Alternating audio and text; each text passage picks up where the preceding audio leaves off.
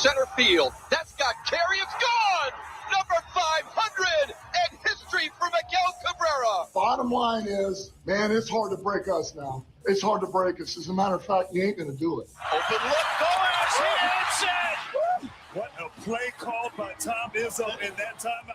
I was 7 years old watching a football game by myself, and I saw those winged helmets come out of the tunnel, and I was hooked at that point. Kane in Chicago!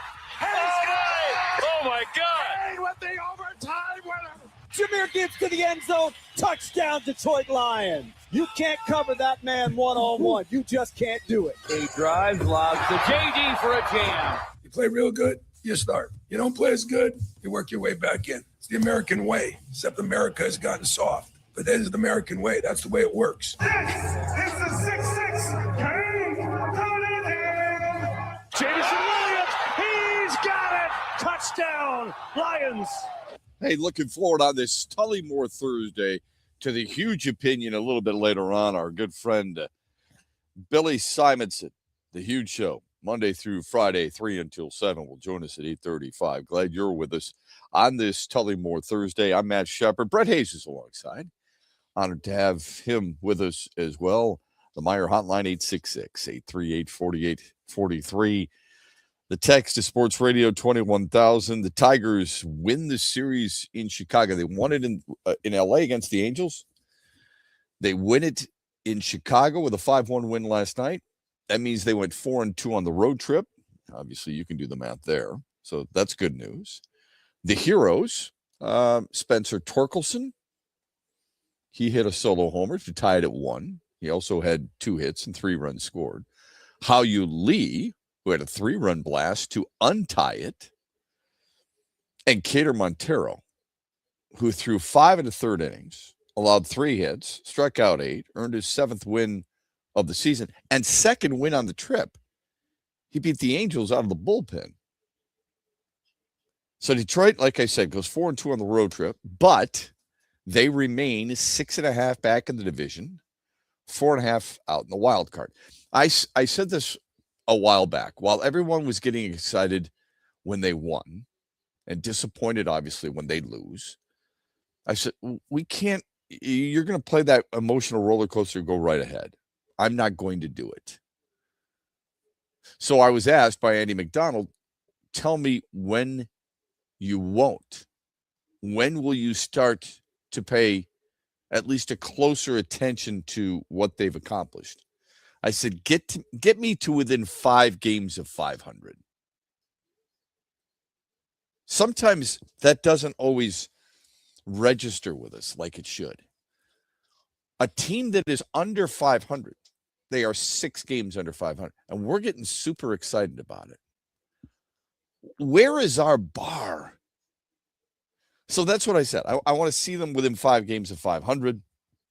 They'll get there tonight in all likelihood because they're taking on the Royals. And it's a Royals team that they're just not very good, although they have won 3 in a row for what that's worth. All right. They're 10 games back in the wild card. They're a team that on the road this year has just 17 road wins.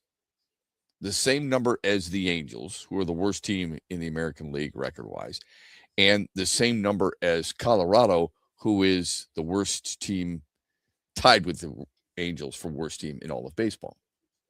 So you figure that's going to happen. Now, I warn you, because I have to take the same warning.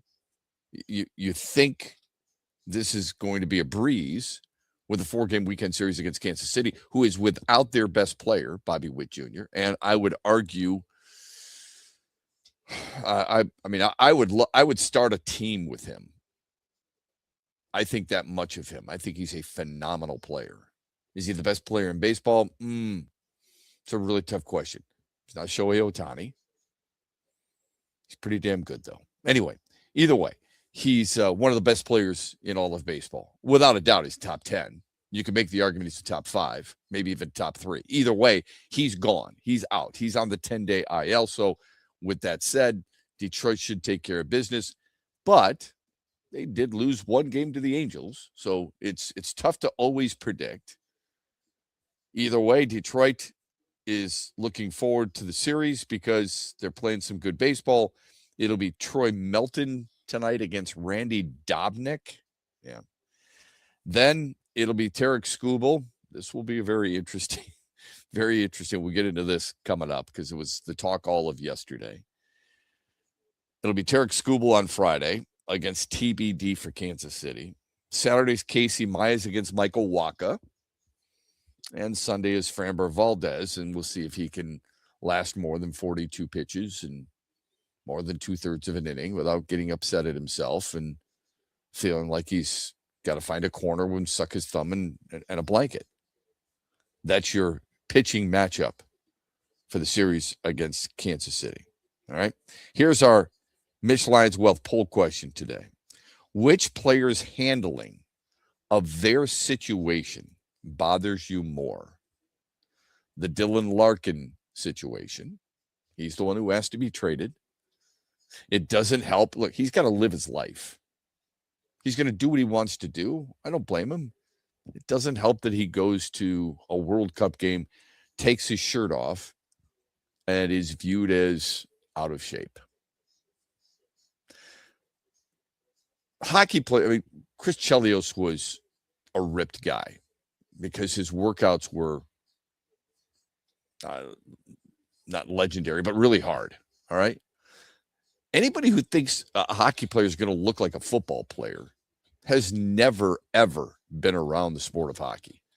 They usually have small trees for legs, but they are not cut. They are not yoked. They're not going to get on a bench press, take 315 pounds and start repping them out. They don't get measured at their tryouts, combines, whatever you want to call it, by putting 215 on, or 225, I should say, and see how many times they can do it. So he took some heat about that, and I get it, but it's kind of silly. Anyway, handling of the situation bothers you more. Dylan Larkin, Tarek Skubal, again, we'll get into that at 6:35, or Jalen Duren, who has kept his mouth shut and whose agent hasn't said anything from what I can tell. We've just heard reports that the discussions with the Pistons aren't going very well and that he might continue to have this attitude all the way through August. He'll be an unrestricted free agent next year. He's a restricted free agent this year. Doesn't seem to be gaining a lot of traction with anybody other than the Detroit Pistons. So there is a situation here where he might play angry this season if he has to play in Detroit. Anyway, that's the Mitch Lyons Wealth poll question. Which player's handling of their situation bothers you more? Dylan Larkin, Tarek Skubal, or Jalen Duren? Hats off to Keter Montero and what he did last night and what he's really done kind of under the radar all year long. While we have been wrapped up in the Tarek Skubal drama, and there's more of it, 6:35, the possibility that Casey Mize may walk, the possibility that Jack Flaherty may get traded, wondering when Jackson Job's coming back, will Reese Olson ever stay healthy? Why is Framber Valdez being paid $38 million when his ERA is as inflated as it is? We are all focused on that. We're losing sight. Will Vest struggling in the 8th inning. Kenley Jansen not doing what he was brought here to do. All those things. Who the hell is Drew Anderson, right? Why is Drew Summers pitching? All those things have taken up our focus, and we've lost sight, most of us anyway, of how good Keter Montero has been in different situations. With at least 15 starts this year, among those pitchers with at least 15 starts this year, we have some impressive numbers for him. We will get to those on the other side and the possible history that he might be making. In addition to that, why Hao-Yu Lee should be thrust back into the conversation of young players who you could perhaps build around. We'll get to all that coming up here, early morning edition of the Tullymore Thursday on X's and Bros, brought to you by Mitch Lyons Wealth. Huge here for my good friend Josh Garvey and the team at Dorn Mayhew, West Michigan, one of the world's top accounting, CPA, and business firms. Their worldwide headquarters are in Troy, Michigan, on the east side of the state. And Josh and his team connect with all the sports fans and businesses across Michigan. They bring you John Beeline on the Huge Show. They bring you Lomas Brown during the Lion season. They are a top shelf team when it comes to growth and understanding what their clients need. And mix in when we do the Beat Huge contests or the NCAA March Madness brackets. Thank you, Josh Garvey, for what you do for the Huge Show and the Michigan Sports Network. Simple and easy. Just find Dorn Mayhew on all the social networks or just Google Dorn Mayhew and find out how they can help your business. And again, a special thanks to Josh Garvey and the Dorn Mayhew team in West Michigan. The stock market goes up and then it goes down. It's fine while you're saving for retirement, but as you get closer to retirement, it can cause stress. Mitch Lyons here, founder of Mitch Lyons Wealth. In my NFL days, this season could be a real roller coaster and a lot of fun, but roller coasters in retirement aren't as much fun. Do world events have you wondering if your retirement is safe? Will your money last even if the stock market were to take a dive? Have you had your retirement account stress tested to see what kind of risk you're actually taking? Let's not leave your retirement to chance. Hope is not a plan. Contact the pros at Mitch Lyons Wealth today and put us to work for you. Let's ensure your plan works even if the stock market doesn't. Text PLAN, P-L-A-N, to 844-867-8335. That's PLAN to 844-867-8335. MitchLyonsWealth.com, your best game plan to protect, grow, and win retirement. Investment advisory services are offered through MLW Advisory Services, LLC, DBA Mitch Lyons Wealth, a registered investment advisor.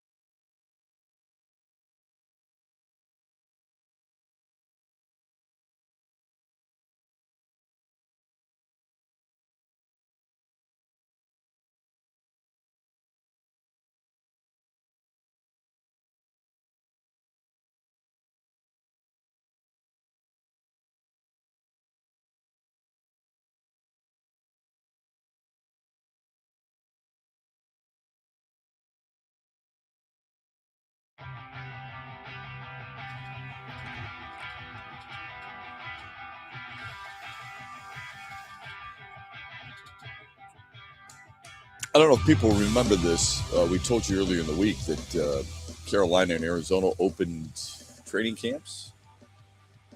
Yeah. You feel it, don't you? I hope so. Welcome back. X's and Bros, Monday through Friday, 6 until 9 here on the Michigan Sports Network. Good for Keter Montero. He's been dialed in. We have, and it's unfair. I mean, there's so many other storylines that we have been, and it's been nauseating, quite honestly, that we have just focused on.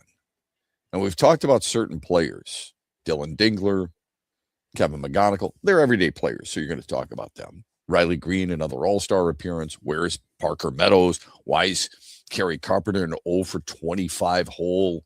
Got a hit his first at-bat last night.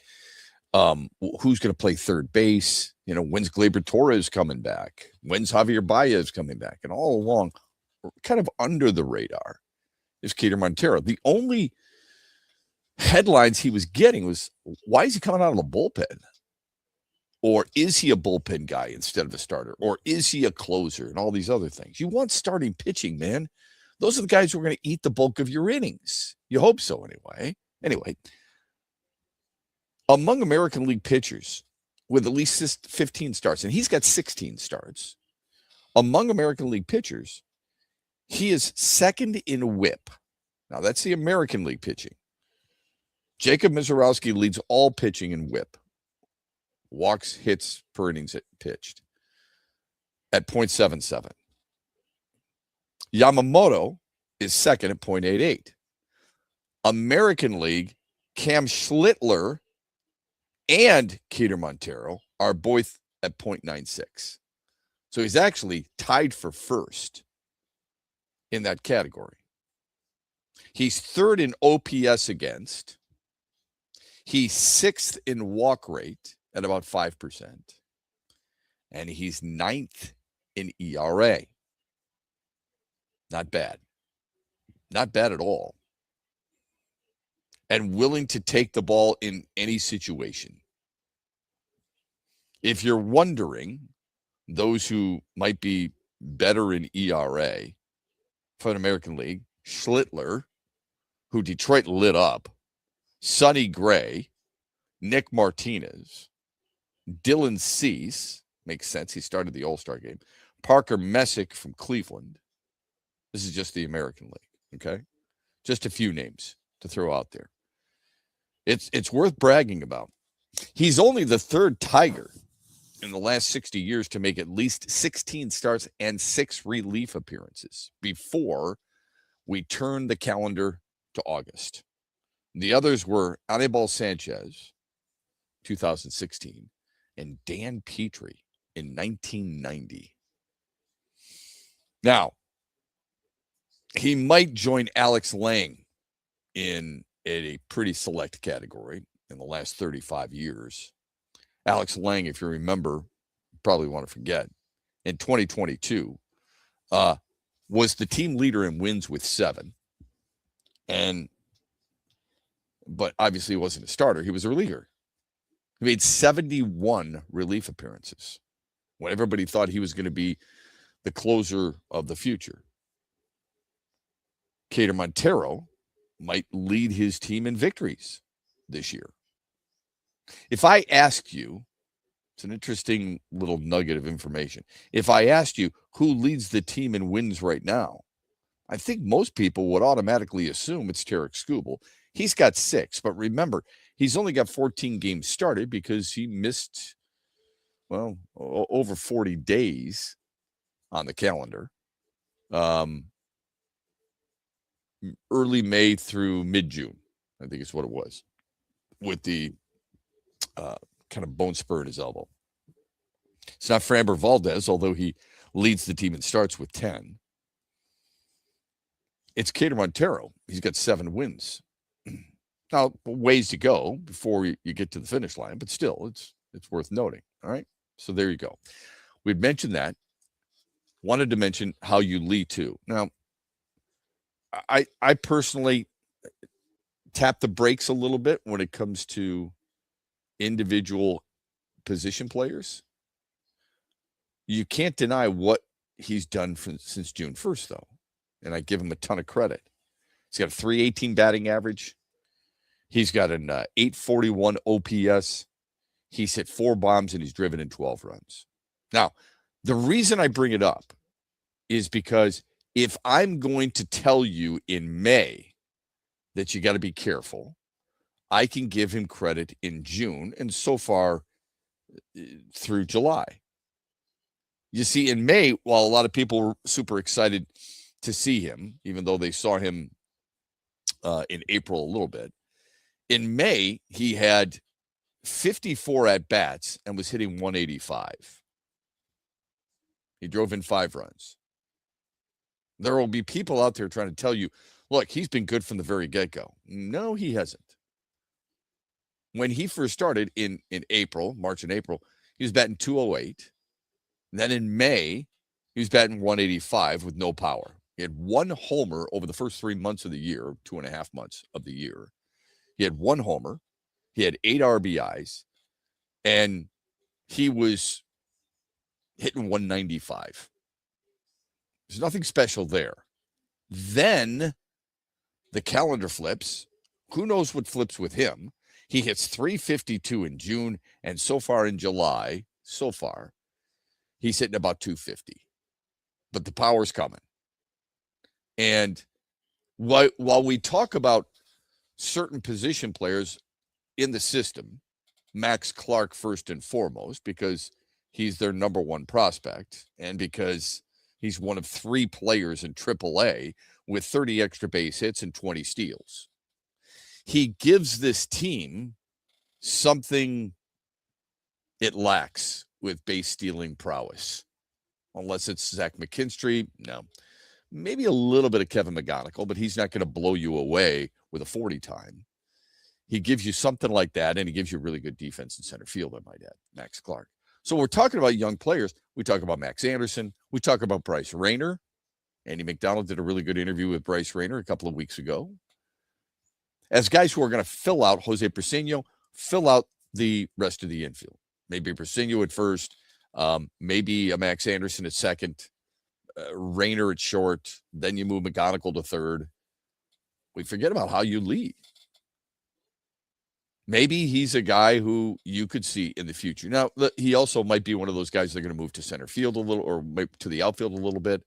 It might be the second coming of Wencel Perez, who was an infielder, then moved to the outfield. Who knows? Either way, he's a guy worth keeping an eye on, not just because he's on the team this year, but because he is starting to, quote unquote, get it. I don't know if he's ever going to be a high average hitter like McGonigal. I don't know if he'll ever have power like Spencer Torkelson, who hit his 19th homer of the year last night. He's not going to be a high average guy. These are the things that we have to try and accept with players. I know it's not always easy because we all want the well-rounded player. We want Hank Aaron. That's what we want. We want Hank Aaron because he hits with power, he hits for average, and so on and so forth. Unfortunately, there are no Hank Aarons in baseball any longer. Maybe for a short period of time, you might have suggested something like that. Just a reminder, here's a guy who, in his career, I don't think it'll ever be broken, total bases, all right? But the home run, 755. He also hit 305. Power and average. Not to mention a 3-time Gold Glover. Hank Aaron was the bomb. He was awesome. So that's what we want. We have to appreciate what certain players are and understand their limits. And he's got limits, just like a lot of guys do. What's the limit with Tarek Skubal? It's a good question. But this is there's an article from The Athletic that's a little bothersome. And I know Huge talked about it yesterday. We will talk about it on the other side. Some things that he said that he probably wishes he had back now. How do you feel about it? We'll get to that here on X's and Bros as we roll on a Tullymore Thursday. Brought to you this first hour by Mitch Lyons Wealth.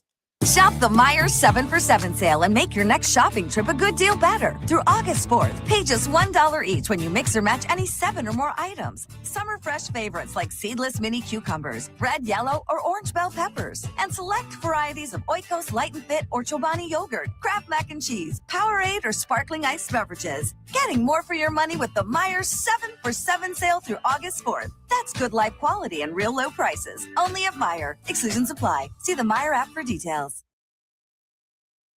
Huge here for all the ABC Warehouse locations in Michigan.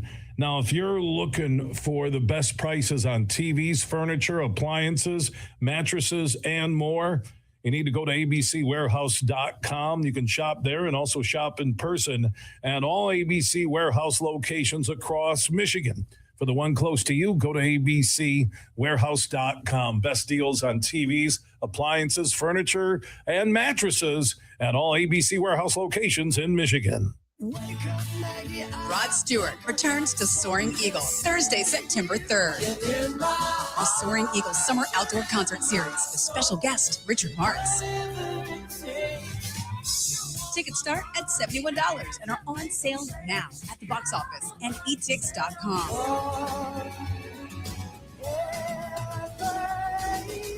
One last time, Rod Stewart with Richard Marx, September 3rd, SoaringEagleCasino.com.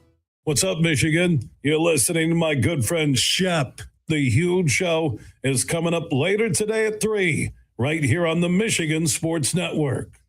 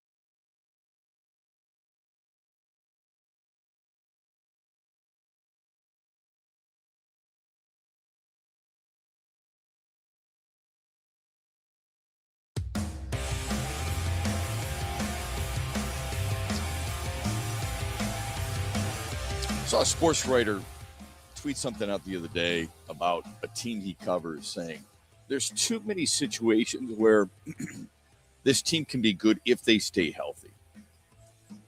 And I was wondering if that's the same way we feel. We'll perhaps get to that throughout our show this morning. Welcome back. X's and Bros, Monday through Friday, 6 until 9 on this Tullymore Thursday. We're brought to you by Mitch Lyons Wealth. We all want the best in sports. Covering Barry Sanders, I felt like, yeah, we had it.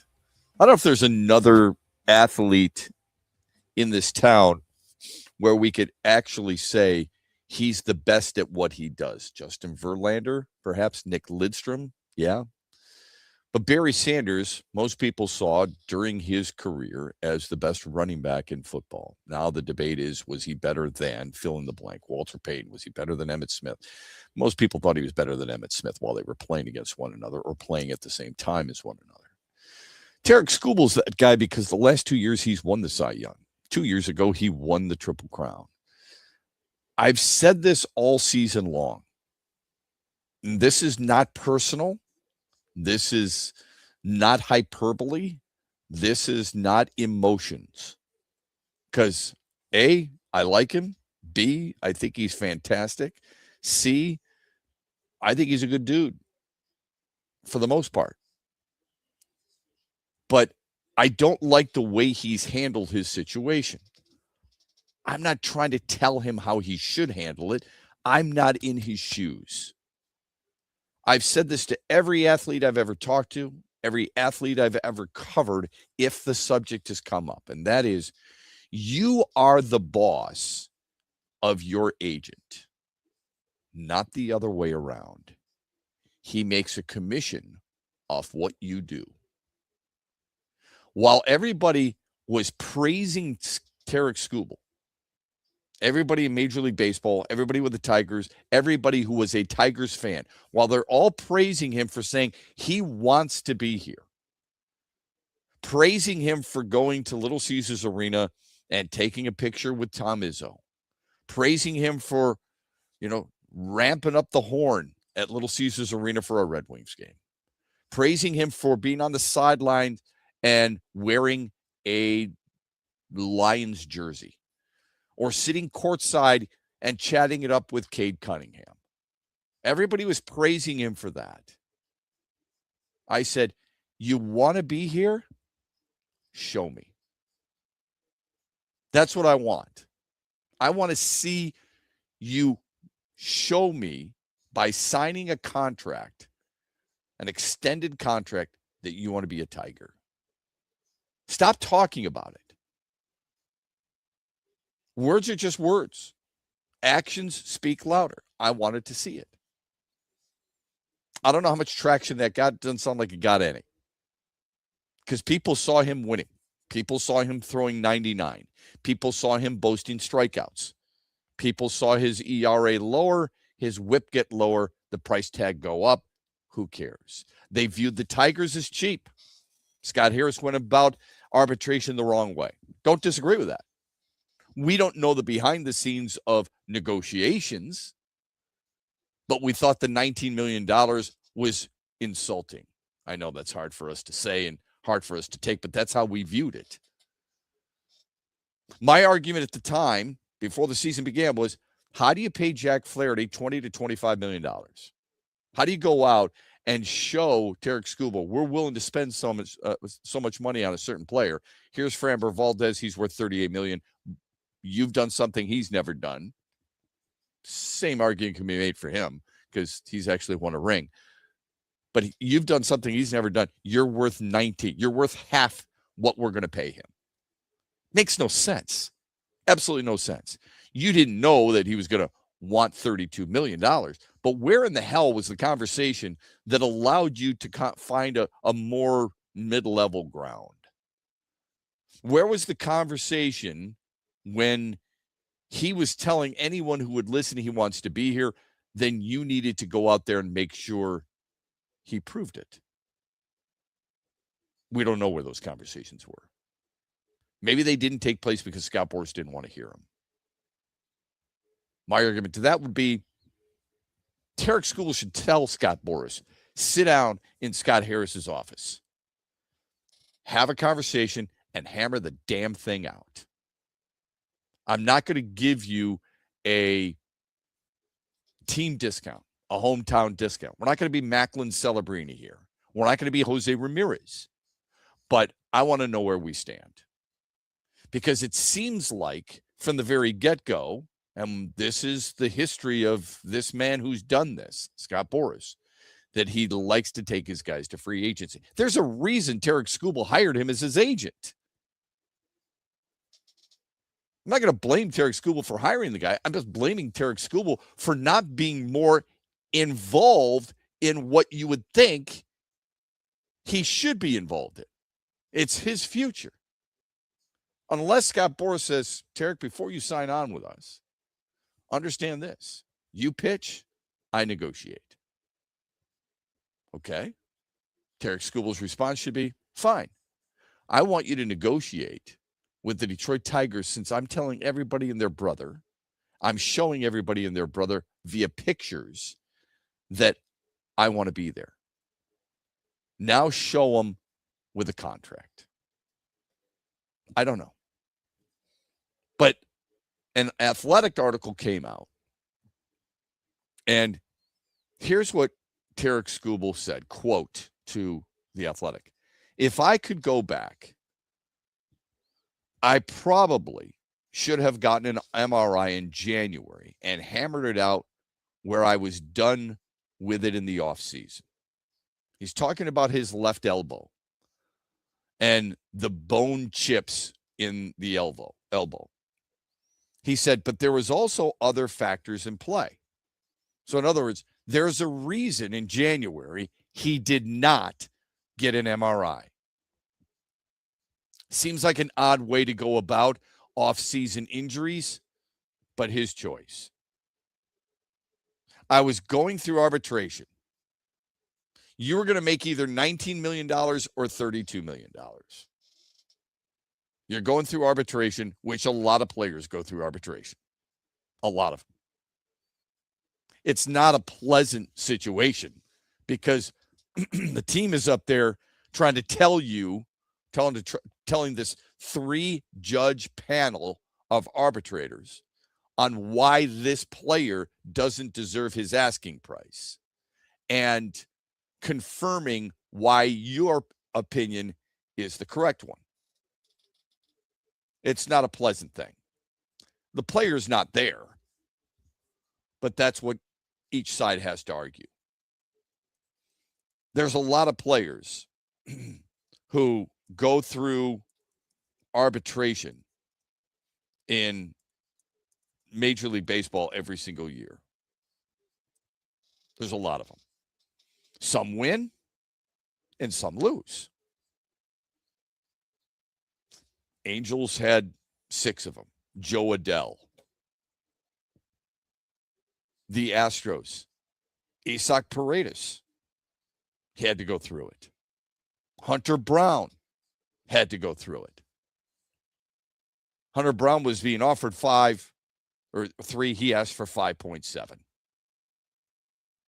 Tarek Skubal's teammates had to go through it as well. All right. So when you feel like, oh my gosh, I can't believe I have to go through this. This is who I am. Join the club of Bryson Stott, of Alec Boehm, of Joey Bart, of Jake Berger, of a lot of other players. Casey Mize, Jake Rogers, Will Vess, Zach McKinstry, Matt Vierling, Riley Green, all of them had to go through it. Okay. He said, the decision by the organization to take me to court, which is completely false. It's not court, it's arbitration. Okay. We're not slapping a court order on you here. So that's poor wording. I think that probably had some impact subconsciously. The court thing, I don't want to take too literal because perhaps that might be something MLB players say. Hey, man, you're going to court instead of saying arbitration. Who knows? It's improper phrasing, yes. It doesn't make you look good. My question would be, why would you admit this? Why would you admit to members of the media that the reason you didn't have an MRI and have your elbow checked out more thoroughly, even though you know something was loose there, something was wrong. There's a loose body in there. You know your body. What's the old saying? You know your body better than anybody else. You know how your clothes fit. You know how you feel. You know what you've been eating. You know what you've been drinking. You know what you've eliminated and what you've added. Nobody knows their body better than the person who is living with that body every single day. Don't tell me Tarek Skubal didn't know something was wrong with the elbow. He didn't need an MRI to do it. He knew there was something wrong. He ignored it. Why? Because he was about to get involved in a negotiation with his team and he would be afraid he was going to lose it? Perhaps. Even if that's the case, you might say that to your wife. You might say it to your agent. You sure as hell don't tell the media. Some things are better left unsaid. And some things, as a player, you feel like others don't need to know. I don't know what the point of him saying that had some impact on me. I should have gotten an MRI, but I was going through arbitration. It sounds like you're deceitful. All those people who were pounding the pavement, the drum, whatever phrase you want to use, all those people who were super excited that he wants to be here, how do they feel after hearing that? A.J. Hinch in the same article said he's been able to separate a lot of things throughout the year. Has he really? Because it seems like certain things have gotten to him, including at the very beginning of the year. My team wants to take me to arbitration. How dare they? I'll show them.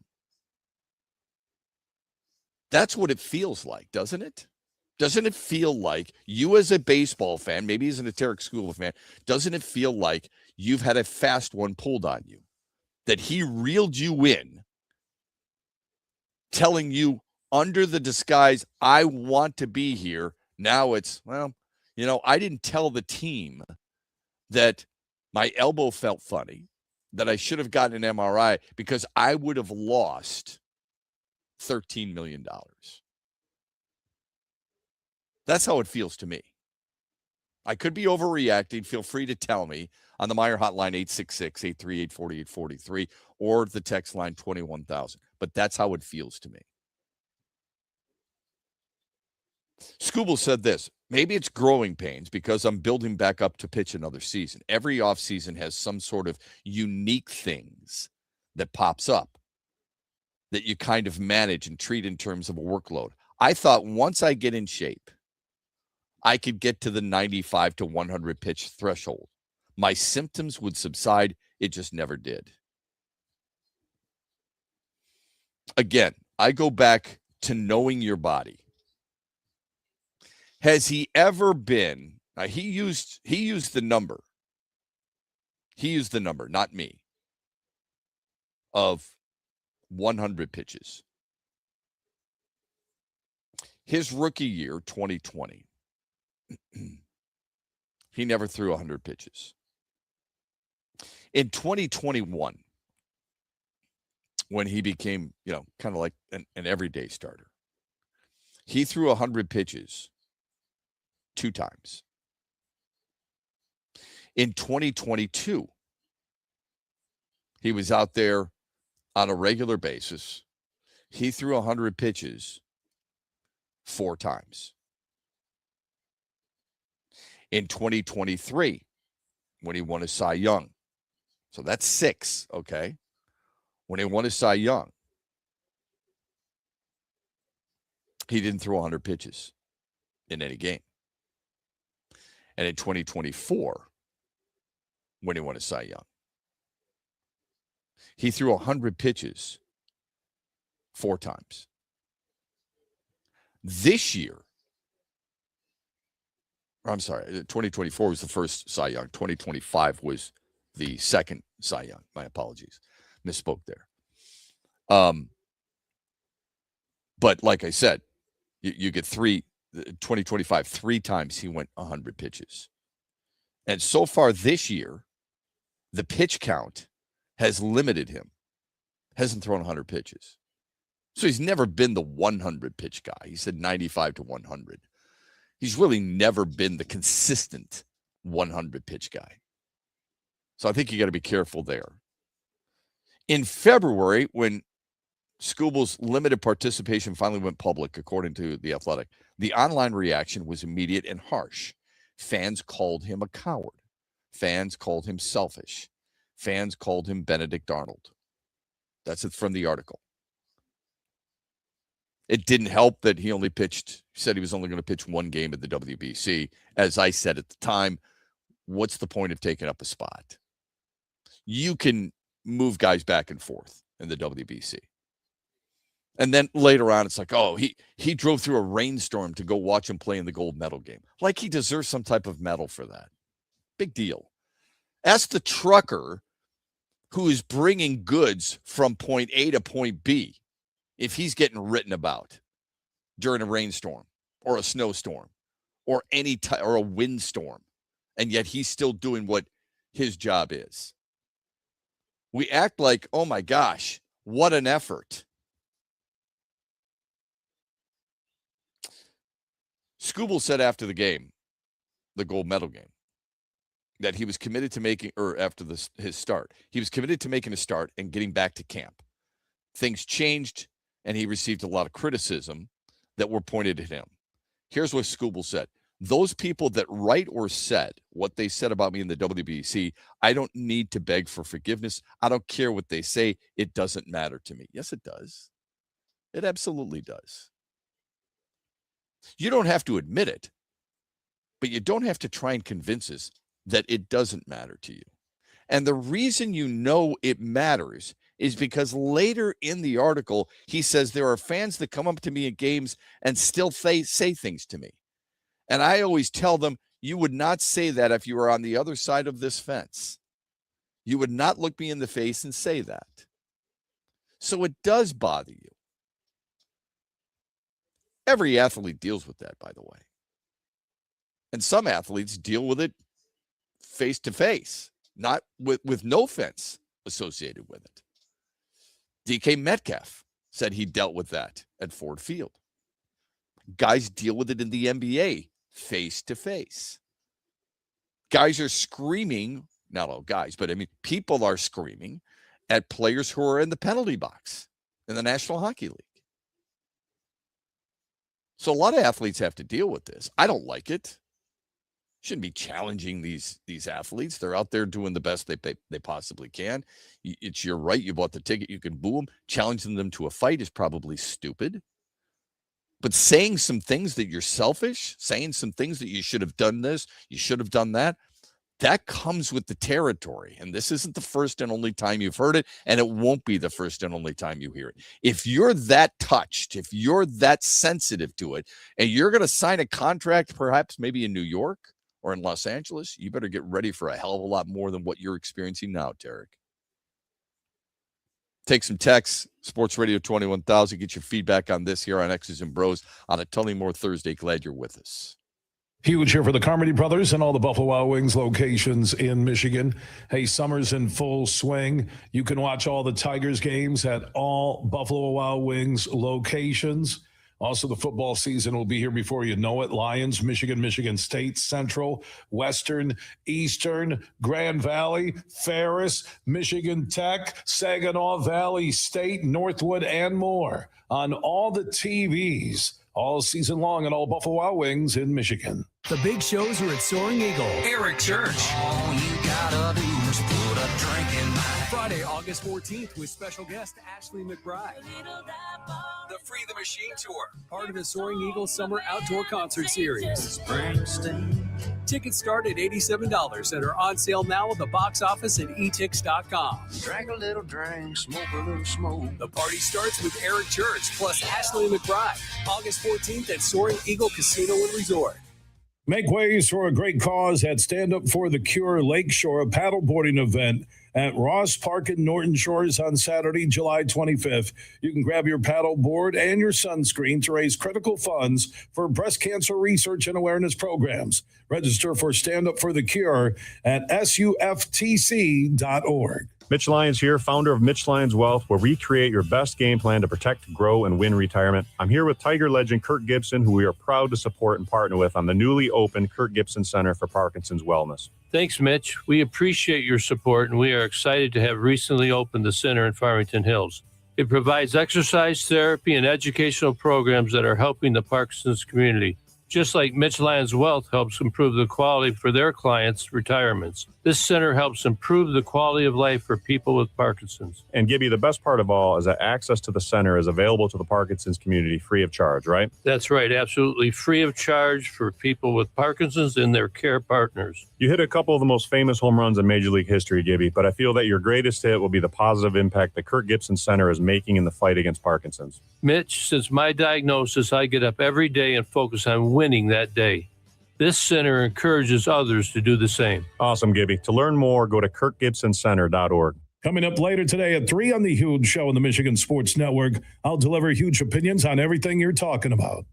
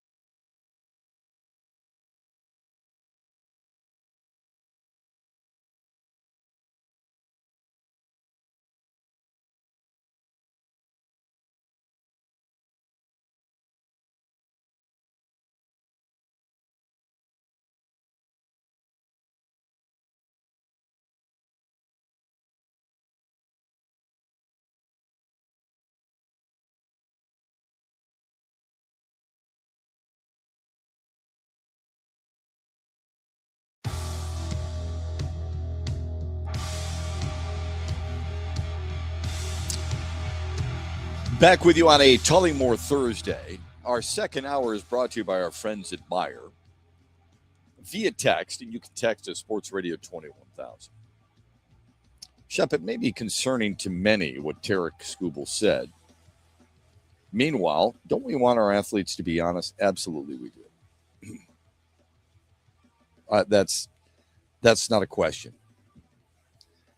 That doesn't mean you have to tell everybody. Look, if somebody asked you if you had it to do all over again, would you? Being honest could say, yes, I would. I would have gone about things differently.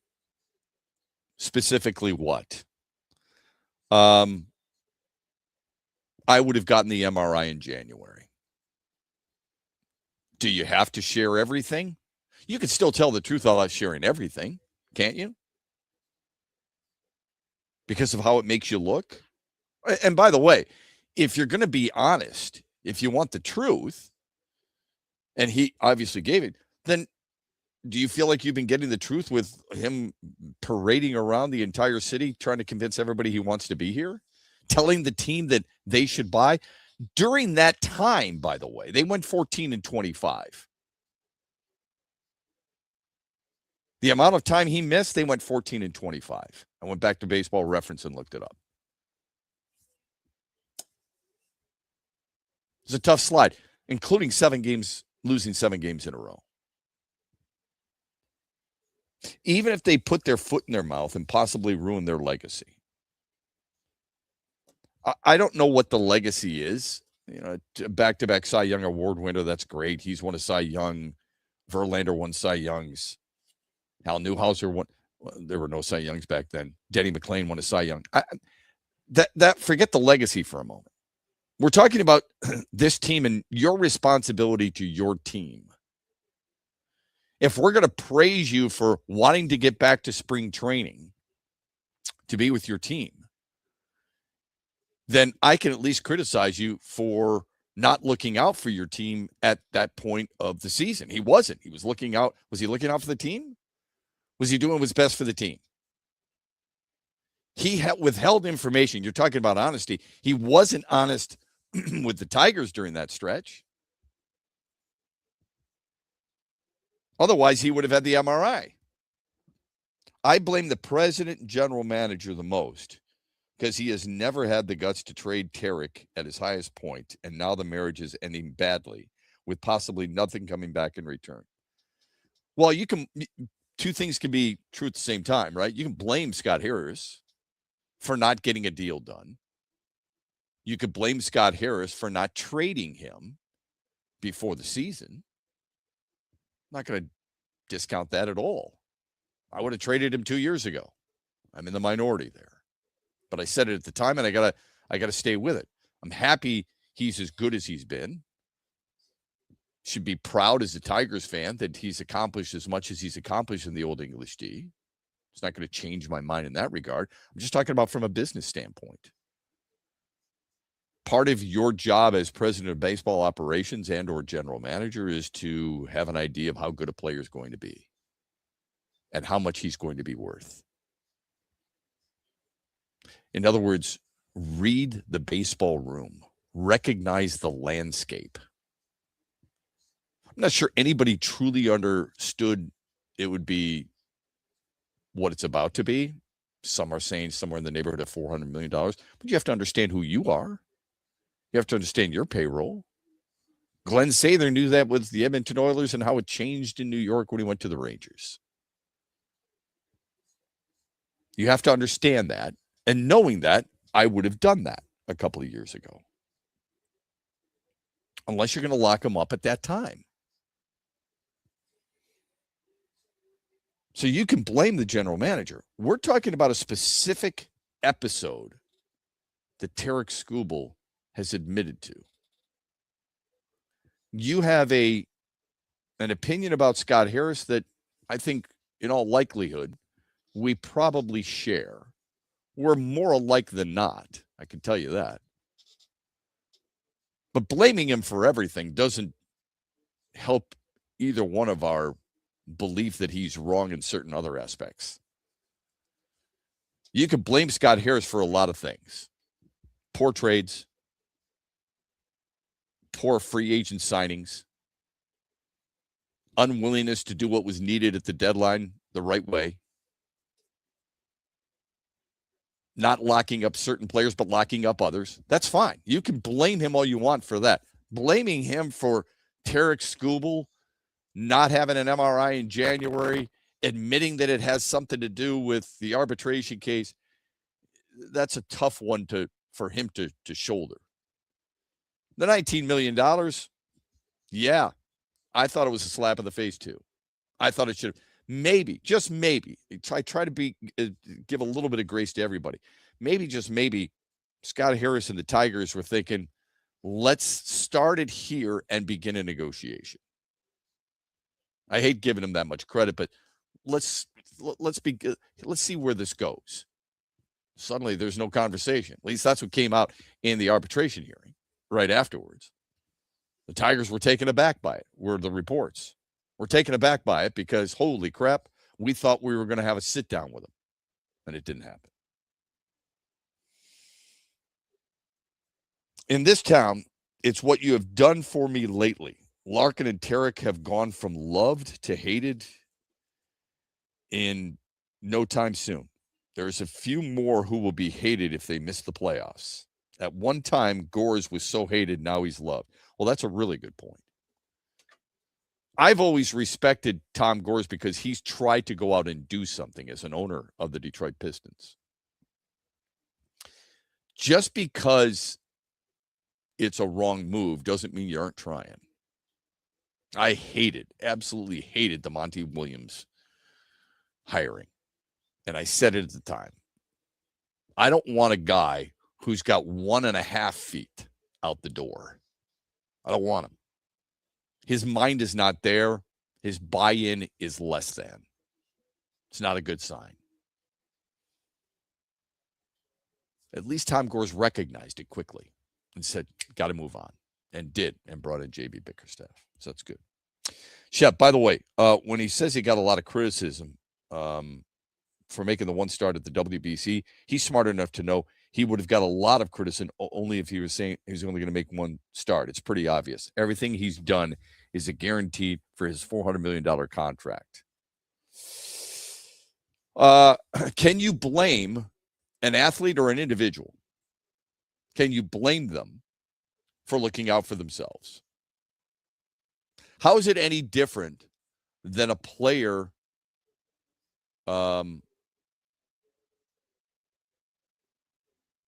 holding out on a deal? I mean, are we looking at Jahmyr Gibbs, who there's rumors now that he might miss part of training camp because he wants an extension? Are we going to blame him for handling this situation?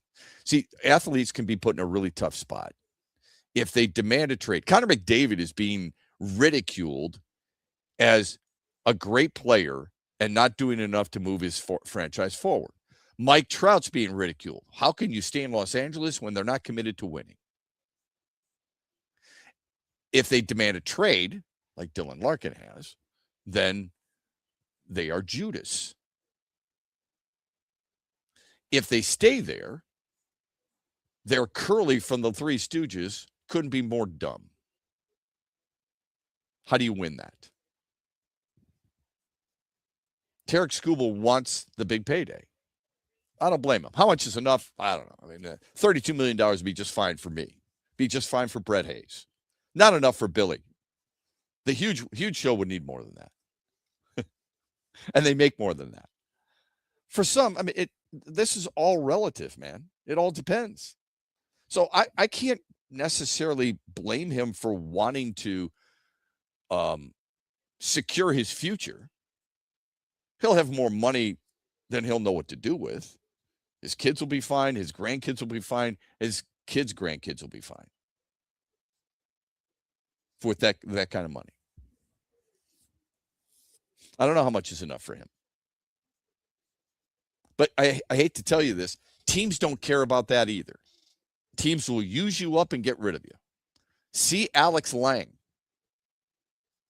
All right? Alex Lang was cut. He was sent down to and then left. And he was this team's closer of the future. You're a commodity. So that's why players have to make the most that they possibly can. And I'm not going to begrudge him for that. We're back after this. Ready for the hottest Saturdays of the summer at Soaring Eagle Casino and Resort. Now through August, we're dropping over $1 million in free play. Every hour from 11 a.m. to 11 p.m., 10 winners score $600 in free play.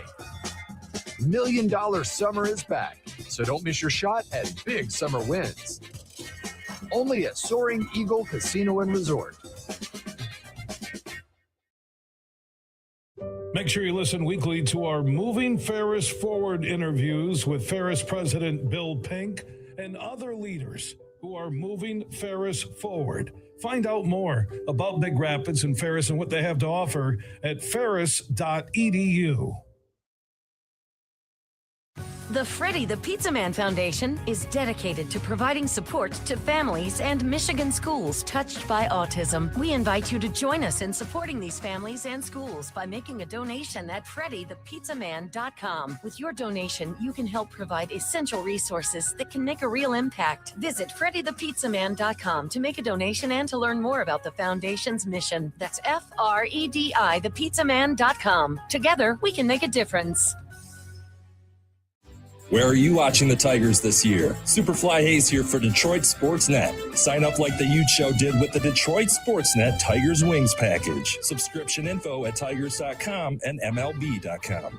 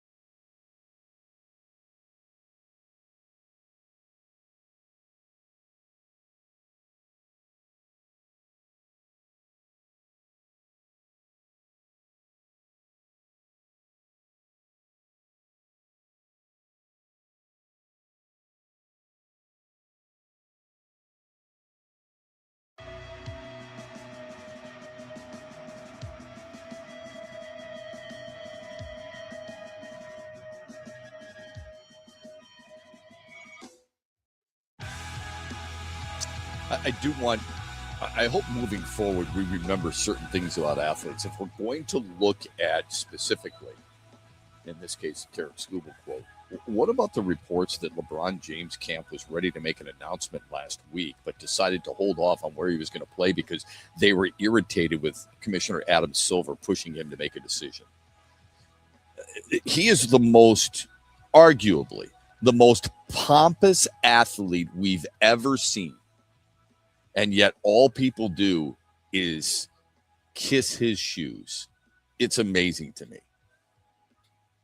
I cannot wait for his career to be over. I'm tired of it. Weren't tired of the Tigers' 5-1 win last night. Kader Montero, fantastic. Although I would say this, 81 pitches. When he was done at 5 1/3 and AJ Hinch hops out of the dugout and goes and gets him, I thought to myself, oh boy, this better work out because there's going to be a lot of people pissed off about this move.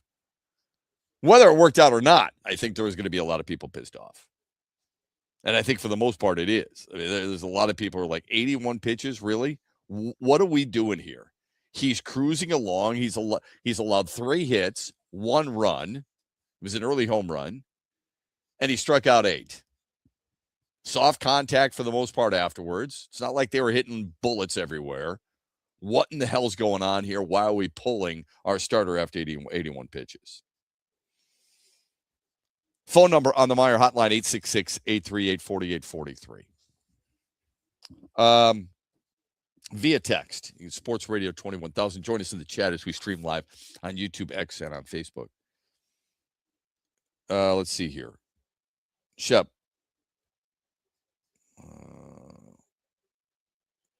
When Skubal is talking about criticism on the one-star WBC, he's smart enough to know he would have gotten a lot of criticism only to say he was going to make 1 start. It's pretty obvious everything he's done is to guarantee the $400 million. But the funny thing is, he won't even get near that money. No one's giving him that, even LA or New York. He's probably going to get 10 or 15 million more of the highest pitching contracts right now. I'm convinced he's going to get 6 years at $275 million.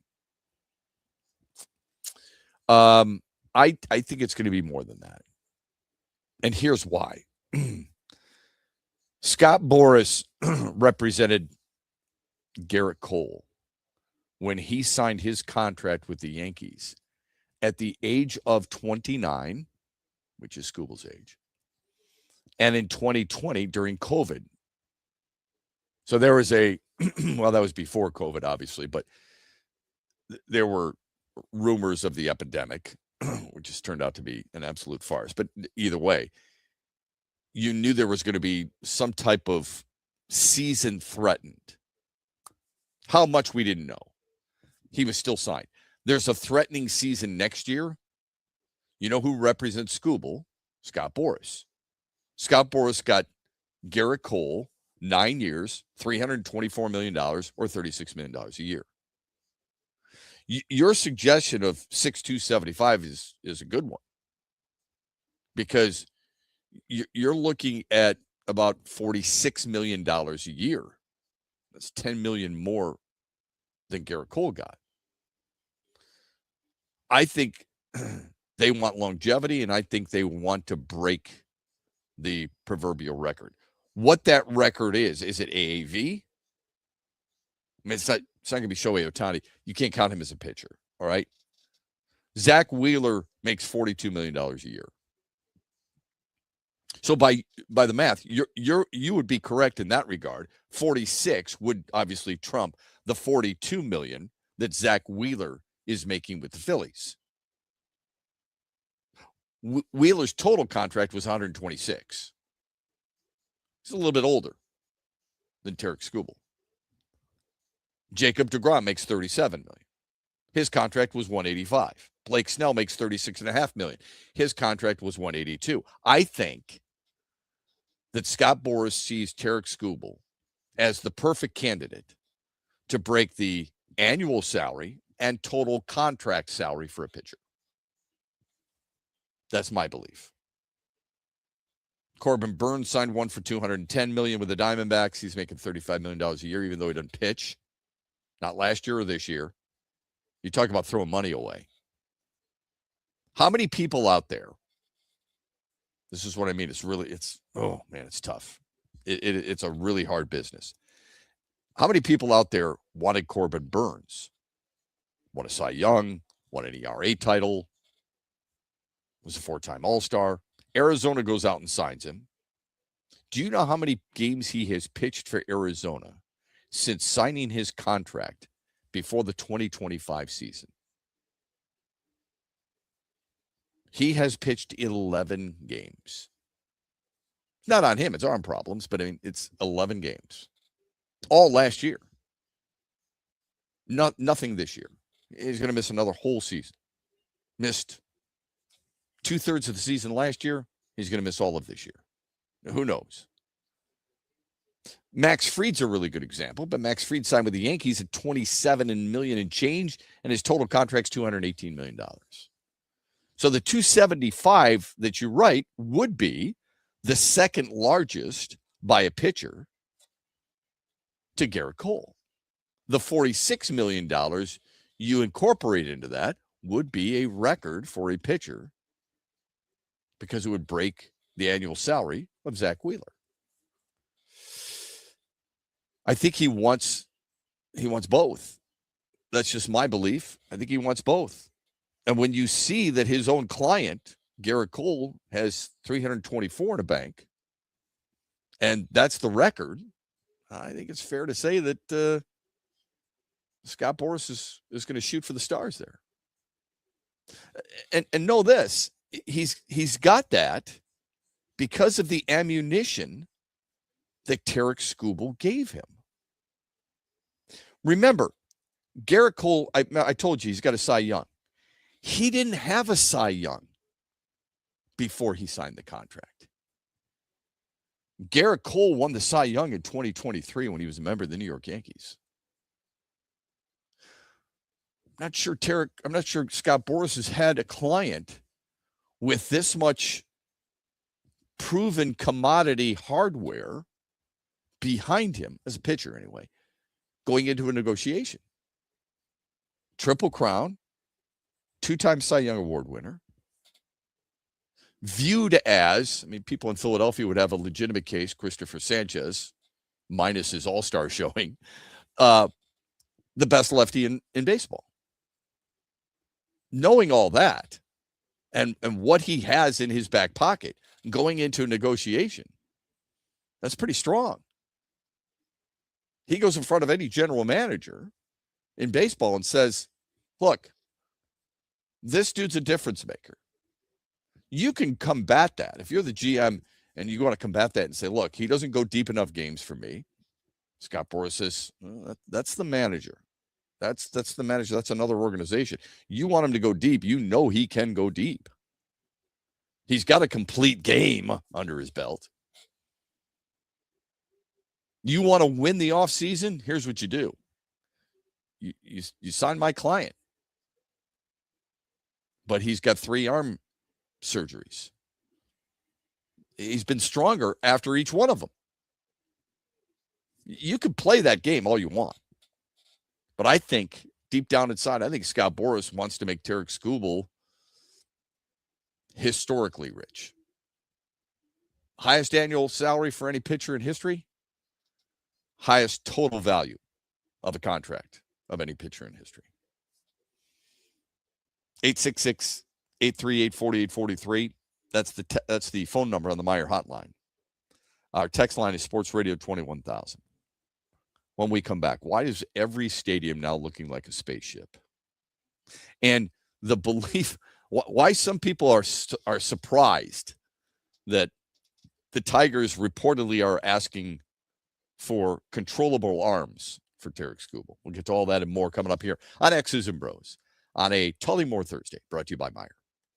Do you have old retirement accounts still at former employers that could use some attention? Do you have accounts that the only time you hear from the advisor is when you call them? It might be time to take stock of your retirement and stop settling for less than you deserve. Having retirement accounts doesn't equal having a retirement plan. Hi, I'm Mitch Lyons, founder of Mitch Lyons Wealth, Stop procrastinating and let's coordinate your retirement accounts and make sure you have a plan for success in retirement. At Mitch Lyons Wealth, we help people make sense of all the moving parts of retirement: taxes, income, risk, Social Security, healthcare, and legacy. It all works together, so let's make sure all parts of your plan are working together and not fighting themselves. Let's create a retirement of steel. Contact us today to schedule a brief chat to talk about your situation. If it makes sense, we can talk further. If you're good as is, we'll let you know that too. Go to MitchLyonsWealth.com or text PLAN to 844-867-8335. That's PLAN to 844-867-8335. Investment advisory services are offered by MLW Advisory Services, a state-registered investment advisor. September 11th at Soaring Eagle, a hot night of soul. Grab somebody sexy, tell them hey. 3-time Grammy winner Neo and the princess of hip-hop, Keisha Cole. Tickets start at $53 and are on sale now at the Soaring Eagle box office or etix.com. Music that takes you there. Neo and Keisha, September 11th, part of the Soaring Eagle Summer Outdoor Concert Series. Our state is Mecca for golf, and one of Michigan's crown jewels is Tullymore and St. Ives, two world-class championship courses in one charming and beautiful location. The golf is challenging but fair. You're going to use every club in your bag. But let me tell you what makes Tullymore really special. It's the people. From the wait staff to the bartenders to the pro shop and the management, their sole purpose is to give you a memorable experience, and they do. Go to TullymoreGolf.com today and experience a Michigan masterpiece.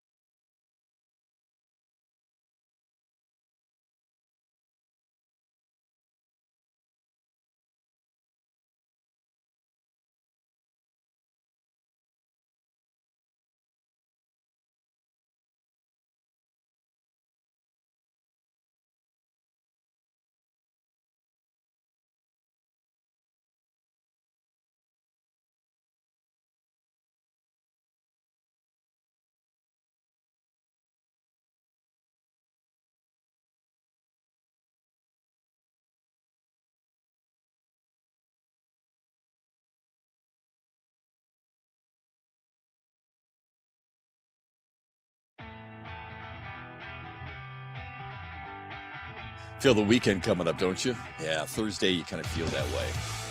It helps when it's a Tullymore Thursday. Suddenly, Brett Hayes and I start thinking golf. Yes. We'll play a little bit tomorrow. My wife's going to the Morgan Wallen concert in Ann Arbor on Saturday with some folks. So I'm going to be the designated driver. And when I drop her off and they're going to go have dinner and go to the show, I'm going to play golf. I'll go out to dinner. I'll hang out with my oldest son and then pick her up and bring her home. Monday, I've got an outing, a community outing for a great cause, a children's hospital cause. So that's kind of cool.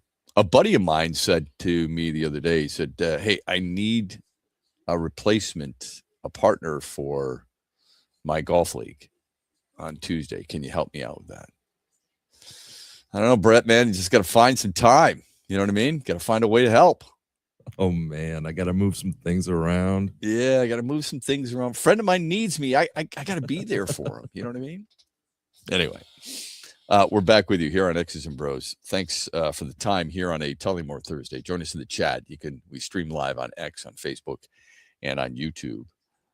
The text line is Sports Radio 21,000. The Meyer hotline, 866-838-4843. The huge opinion coming up at 8:35. Bill Simonson will join us. He does the afternoon show Monday through Friday, 3 until 7. So hope you can be with us for that as well. There's a lot of people who are frustrated with Scott Harris in a lot of different ways. I think they're frustrated with just about every general manager in this town.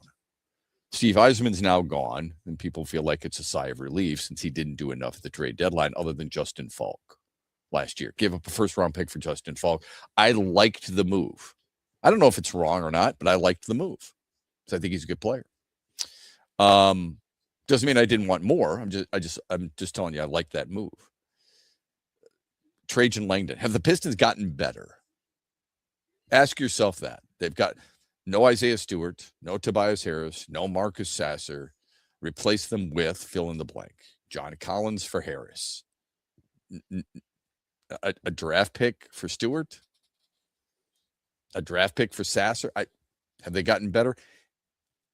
I don't know if they've gotten better. They've probably stayed about the same. Okay, so I think there's people upset about that. Isaiah Joe helps for sure. But you also lost, Karis LeVert. So anyway, bottom line is people are a little disappointed in that regard. The Lions, in order for them to be better, it has to come from their draft picks. Keith Abney, you hope, is going to be good. Jimmy Rolder, you hope, is going to be good. Derek Moore, you hope, is going to be good. Tyleik Williams from a year ago has to improve. All right? Blake Miller, you hope, is starting. You hope it's not Larry Borum, but you hope it's Blake Miller. It's not via free agencies, except for Cade Mays. Maybe Roger McCreary. But overall, people are hoping that it's really, the Lions are counting from within for the most part. And the same thing with the Tigers. Scott Harris, has really done enough? If you trade Tarek Skubal, and it's such a split. If one day it's up, one day it's down. Depends on how the Tigers. If the Tigers lost last night, everybody and their brother this morning would be saying, we've got to trade him. Because they feel like there are must-wins in July. Here's the thing that people forget. The trade deadline is August 3rd. If you don't trade him, you still have all of August and all of September to make up 6.5 games. I'm not saying you are. I'm just telling you, don't act like, oh my God, you've got to win today against the Cubs. If you don't beat the Royals, you're in deep trouble. Is that going to be the difference? Is one day going to be the difference? Good story last night during the ESPN broadcast. They actually asked Dave Dombrowski, would you have traded one specific player based on one game? He said, absolutely. One specific player. If we don't win tonight, we're getting rid of him. I don't think Scott Harris thinks that way. The belief is if he trades Tarek Skubal, they want, quote unquote, manageable contractual arms back. And people are livid about that. What do I care? Are you serious? Here's why you should care. And Keter Montero's been really good. I spent, the first 2 segments of our show this morning talking about how good he's been. Most people think Troy Melton's the real deal, because I do. Not sure if Casey Mize is coming back. So there's 2 starters I'm just talking about. Moving forward. You can't put Casey Mize in there just yet. You're not going to put Jack Flaherty in there. Framber Valdez, because he's under contract. You may not like the contract, but he's under contract. That's it. Now, you're hoping Jackson Jobe, because I think he's got ace-like stuff. I think he's got the best stuff on the staff when he's healthy. The key word there is when he's healthy, all right? And hopefully he comes back. The people who are counting on Reese Olson are ridiculous. They're the same people who would be complaining about other players you have signed who are injured. Stop with the Reese Olson is the future mantra. Never pitched more than 112 innings in a single season. He's never started more than 22 games in a season. That is not someone, with all due respect to Reese Olson, because I like him, he's a good kid. And he's got good stuff. All right? Doesn't have great stuff, but he's got good stuff. Stop with the whole hyperbole of, this guy's look at what he can do and all this other stuff. Folks, he's 8 strikeouts per 9. He's a guy who's got a lifetime ERA of over 3.5. He's got a lifetime whip of 1.16. He's not making us forget Justin Verlander, Max Scherzer, Tarek Skubal, Mickey Lolich, any of those guys, all right? However, you want to think that he could be a piece of the proverbial puzzle? Okay, cool. I mean, if you think a guy whose career high wins is 5, fair. Too often he's been injured. You'll say the same thing about Marcus Davenport of the Lions, but you won't say it about Reese Olson? I don't like Marcus Davenport. I couldn't believe they re-signed him. I like the signing from the original standpoint. It's kind of like Scott Mitchell. I like that they tried something. They got him from Miami. They signed him. Why would you sign him to a second deal after noticing what at least my eyes noticed about him when he was going through his first run? You didn't like Marcus Davenport because he was hurt too often. But you're going to say Reese Olson is the future of your franchise or a part of the future of your franchise? Not me. I'm not counting on that at all. Every year he's been hurt. Anybody else, any other franchise, if you brought them in, you'd be bitching up a storm. No way should this guy be counted on. You need pitchers to throw a minimum of 150 innings. For them to be worth their weight in salt and weight, whatever the hell phrase it is, in order for them to be worth what's necessary for your staff, they've got to throw 150 innings. People have complained about Casey Mize and his, Shep, he's hurt a lot. I don't disagree with you. Casey Mize has thrown 150 innings twice in his career.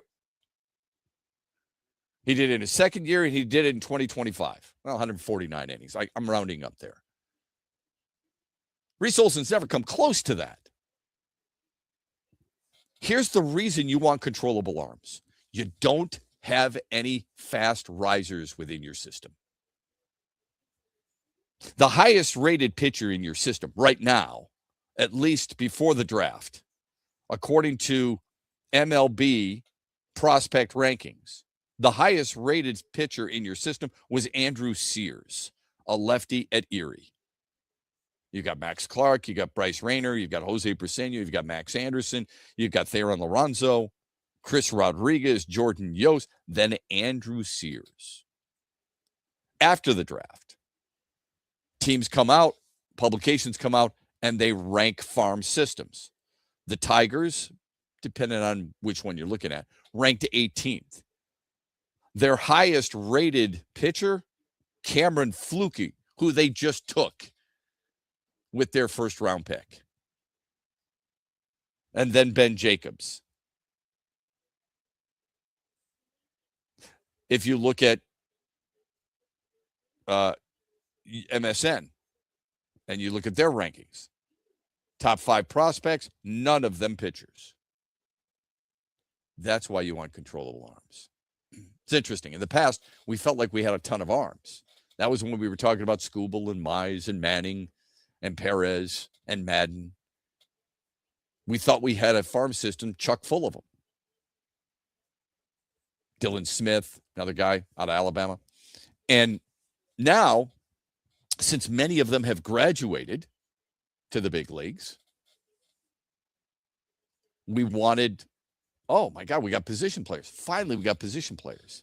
Can't wait for Max Clark. Can't wait for Bryce Rayner. Can't wait for Briseño and Max Anderson and Lorenzo to join McGonigal and Dingler. Look at the kind of team we're going to have. You got to have some pitching. And I know you've got Montero, as I've said. And you've got, hopefully, Jackson Jobe healthy again. And you've got Melton. I remind you, time in and time out, how many pitchers are going to be needed to start a game during a regular season? Who's the best team in baseball? The Dodgers. What did I tell you last week? How many guys have started for them? 11. The Milwaukee Brewers are the same thing. They too are one of the better pitching or better teams in all of baseball. Here's how many guys have started for them. 1, 2, 3, 4, 5, 6, 7, 8, 9, 10, 11. 11 different starters for the Milwaukee Brewers. Can't go into a season thinking you're only going to have 4 or 5 guys. We're going to have a 5-man rotation. Let's save their arms. So let's do this. No, it's not the way it's going to work, guys. You've got to have depth. It's like your defensive line almost. You've got a rotational basis, right? And it's the same thing in pitching to a certain extent. How many have started for the Tigers? 1, 2, 3, 4, 5, 6, 7, 8, 9, 10, 11, 12. Some of 13. Some of that AJ Hinch related. I'll try the opener. One of those, by the way, is Justin Verlander, who lasted 3 2/3 innings. You're going to need depth. When people criticize, well, the Tigers are asking for this. Yes, they are, because that's what they need. It's not a 1-for-1 off with Tarik Skubal. You're not saying, I'm getting rid of arguably the best lefty in all of baseball, and I'm going to get a couple of controllable pitchers back, so that's a wash. No. Because some of those guys are going to be needed. You're going to get more than that. It's not like that's the only thing they're asking for. It's not one of those situations where, I'm asking for just pitching for Tarik Skubal. No, I mean, if they trade with the Dodgers, what the Dodgers have done recently, their top 4 prospects are outfielders. And you're looking for, a right-handed bat. Mike Sirota might be one of those guys. Eduardo Quintero might be one of those guys. Quintero's a high A player right now. Zaire Hope is probably, Jesus DePaula is their best. Hope is arguably 1 or 2 within their system, but he's a lefty. But so what? He's a really good player. Not a big player, but he's a really good player. You would ask for one of those guys and a River Ryan, okay, who is their highest rated pitching prospect. I don't know if that would do it. My point is, that's what you'd be looking at. You'd be looking at least one controllable, one pitching prospect. That's what you're going to need. The Braves are a team that is viewed as a possible destination. Getting Cam Caminiti, a hard-throwing lefty, but a 19-year-old who's in high A, is not going to satisfy or pacify you and I. Getting Eric Hartman, their second-best prospect, a 20-year-old outfielder, at high A probably won't suffice either. Maybe Owen Murphy, who's a AAA right-handed pitcher at age 22. My point is, you're going to get more than just pitching. It's not all about control. It's about helping stock and getting young ones, by the way, helping stock your farm system that is more position player ready than starting pitching ready. Okay? So that's what we're talking about. Did you see the renderings of the new Kansas City Chiefs stadium? I like Arrowhead personally. It's intimidating. It's loud. It's right next to the Royal Stadium. I think it's really cool. But Adam Schefter posted the new Kansas City Stadium and what the first rendering of that stadium that's going to open in 2031 looks like.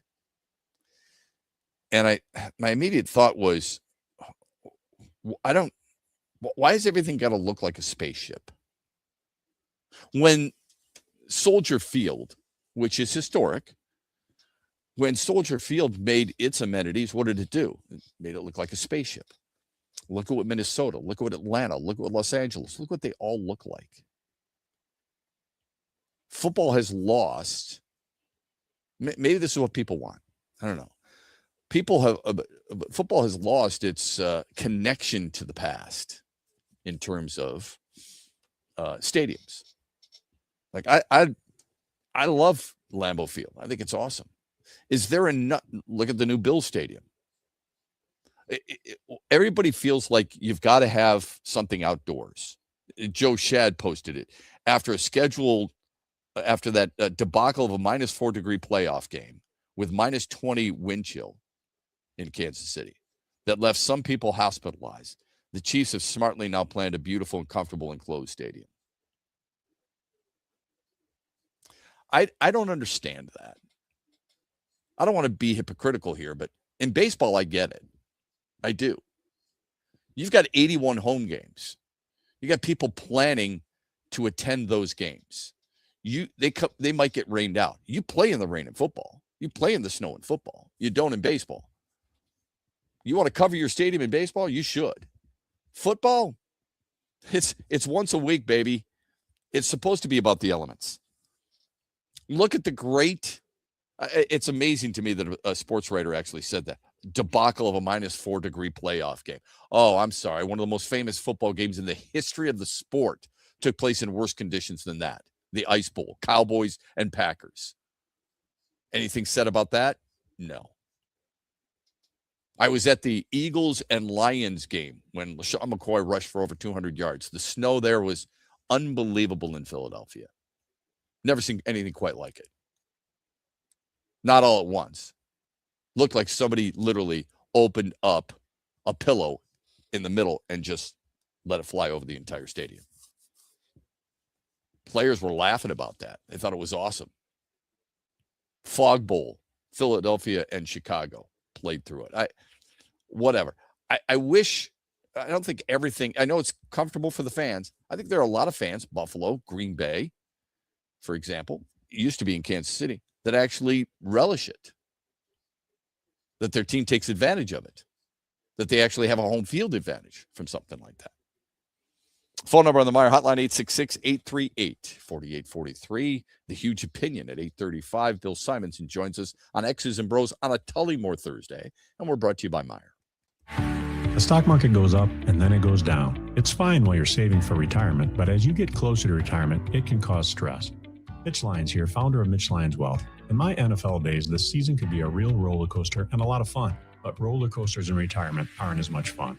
Do world events have you wondering if your retirement is safe? Will your money last even if the stock market were to take a dive? Have you had your retirement account stress tested to see what kind of risk you're actually taking? Let's not leave your retirement to chance. Hope is not a plan. Contact the pros at Mitch Lyons Wealth today and put us to work for you. Let's ensure your plan works even if the stock market doesn't.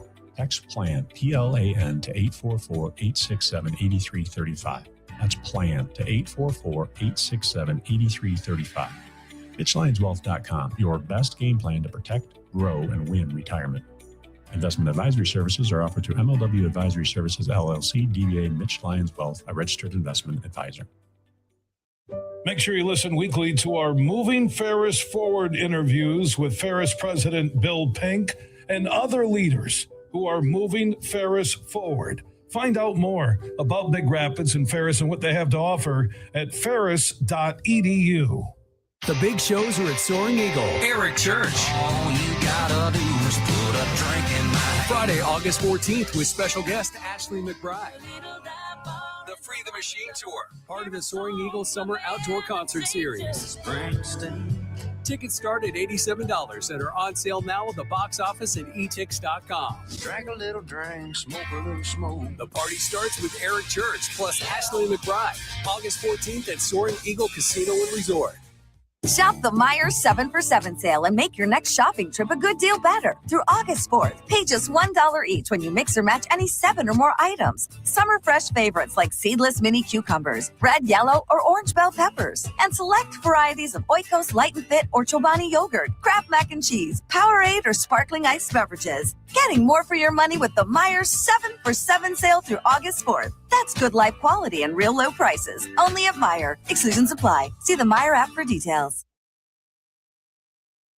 What's up, Michigan? You're listening to my good friend Shep. The Huge Show is coming up later today at 3, right here on the Michigan Sports Network.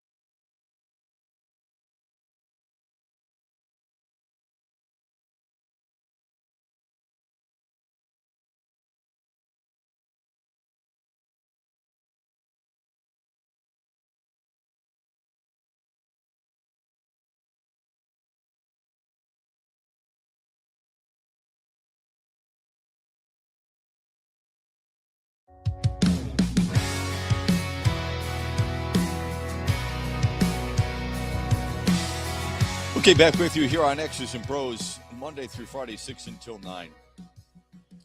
Quick question for you. How long does a team have to prove it's good before people recognize and give it its just due? The reason I ask that is because Kevin Seifert of ESPN produced a training camp preview, biggest storylines for each team. For the Lions, he says, here's the biggest storyline. Has Detroit's Super Bowl window closed? That is such a layup line. We've said this time and time again, man. Teams, franchises have proven the window. We love that phrase, don't we? It's one of the most overused phrases in all of sports. Has their window closed? Let me ask you a question. Is Kansas City's window closed? Is the Eagles' window closed? Seriously, do you think the Ravens' window is closed? The Bills' window has it closed? Because they said it last year or they said it the year before. The constant belief that if a team is run well, you guys, a team doesn't have a window closing. All right? Chiefs didn't have, their window's still open. The Niners with Joe Montana, no window. Steelers with Terry Bradshaw, no window. Patriots with Tom Brady, no window. Packers with Bart Starr, no window. Cowboys with Troy Aikman, no window. Those were garage doors that they kicked in. I just can't stand that line. It drives me crazy. From 2023-2025, Lions entered the season with legitimate Super Bowl contenders. However, they fell well short of expectations. Sure, that doesn't mean the window's closed. You can regroup. Your best players are still young. Penei Sewell is still young. Jahmyr Gibbs is still young. Amon-Ra St. Brown is still young enough. Jamison Williams, Jack Campbell, when healthy, Brian Branch, Kirby Joseph, Aleem McNeil, Aiden Hutchinson, they're all still young players. Sam Laporta. How is the window closed? God, I don't get it. Later, they write, still, Detroit's offense has the potential to be one of the most explosive units in the league. They have been for the last 3 years. What am I missing here? You know what it is? It's a national writer who has to tell national readers who don't know about the Lions. That's what it is. And I need to understand that. ESPN comes out with teams who are 25 years or younger, the most talent. It's based on age 25, their starts, snaps taken, quality of plays, contracts, draft value, all that stuff, right? The Lions don't rank very high. That's because some of those guys aren't 25. They would rank high in just about every single category except for age, because a lot of them have graduated from the age of 25 to the age of 26. Are we splitting hairs there? Kansas City is ranked 16th. Oh, my gosh. Baltimore, 17. Philly, 18. The Cardinals are ranked higher than the Lions. The Panthers are ranked higher than the Lions. Does that mean they're better? Hell no. Kirby Joseph, Sam Laporta, Penei Sewell, Jamison Williams, all now 26. So there are some important players, as they quote, who are 25 or younger. Gibbs, for example, Isaac Tesla, Blake Miller, Brian Branch, Tyleik Williams, Derek Moore. They actually write Enos Rakestraw in there, which is borderline hilarious. It doesn't mean you're old, okay? They still, even though they have young players, I mean, Jahmyr Gibbs was 25 a year ago, or 24 a year ago. Was he young? He had a lot of games under his belt. He had a lot of snaps under his belt. Knowing that, I mean, DraftKings had posted this yesterday. Most likely team to win its division. Bills in the AFC East. So they'll supplant New England who had their run for a little bit. But by the way, they're number one in ESPN's rankings of teams with a roster of 25 years or younger. New England's number one. Won the division a year ago, reached the Super Bowl. Bills are going to overtake them, at least according to DraftKings. Ravens in the AFC North. Texans in the AFC South. Chiefs in the AFC West. That's what they've got. In the NFC, Eagles in the AFC or the NFC East. Buccaneers in the NFC South. Rams in the NFC West. Watch out for New Orleans, by the way, in the South. In the NFC North, they've got your Lions. We want a thumbs up for that one, right? Somebody wrote, people don't understand, Tampa is going to be run by the worst coaches in the league, Todd Bowles and Zach Robinson. Somebody wrote, I like the Falcons in the South this year. I see the Bucs third. A lot of feedback in that regard, right? Others are picking the Bears. Some may be picking the Packers. I don't think anyone's picking the Vikings, quite honestly.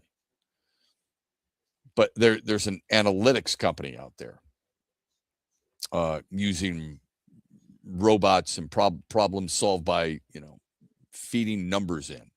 And their projection shows the Green Bay Packers winning the division.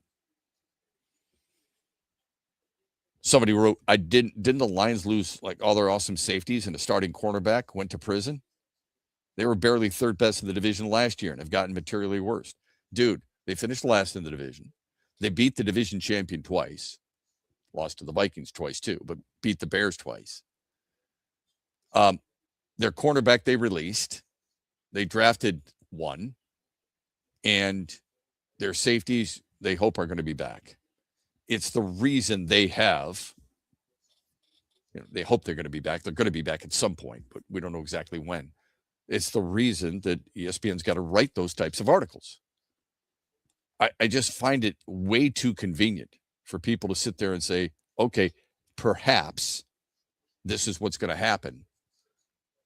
They're going to be one of the best offenses. Nothing, unless Jared Goff gets hurt, they've shown no reason for you to think they're not going to be. When Goff has put up his numbers, Gibbs has put up his numbers, Amon-Ra St. Brown has put up his numbers, Jameson Williams has put up his numbers, and people seem to conveniently forget when it comes to Sam Laporta. I gave you the numbers yesterday and just how important he has been, wins and losses for the Lions. Played 9 games a year ago. Let's not forget that his rookie year, he had 10 touchdowns. The year after, in 2024, he had 60 receptions, 7 touchdowns, and over 700 yards. And the reason I know those numbers aren't start, they're not Trey McBride numbers.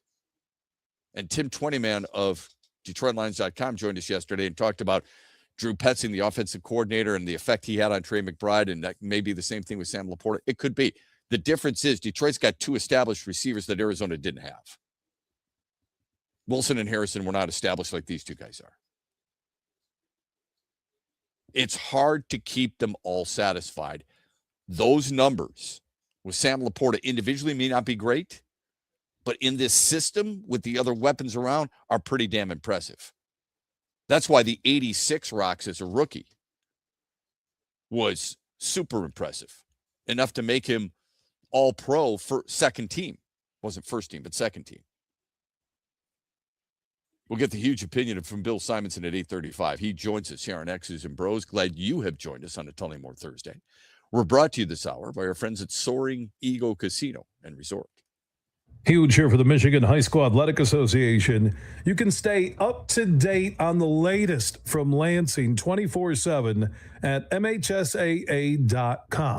at MHSAA on Twitter, and MHSAA on Facebook. The latest news, press releases, and stories connected to every high school in the state of Michigan, available for you 24/7 from the Michigan High School Athletic Association.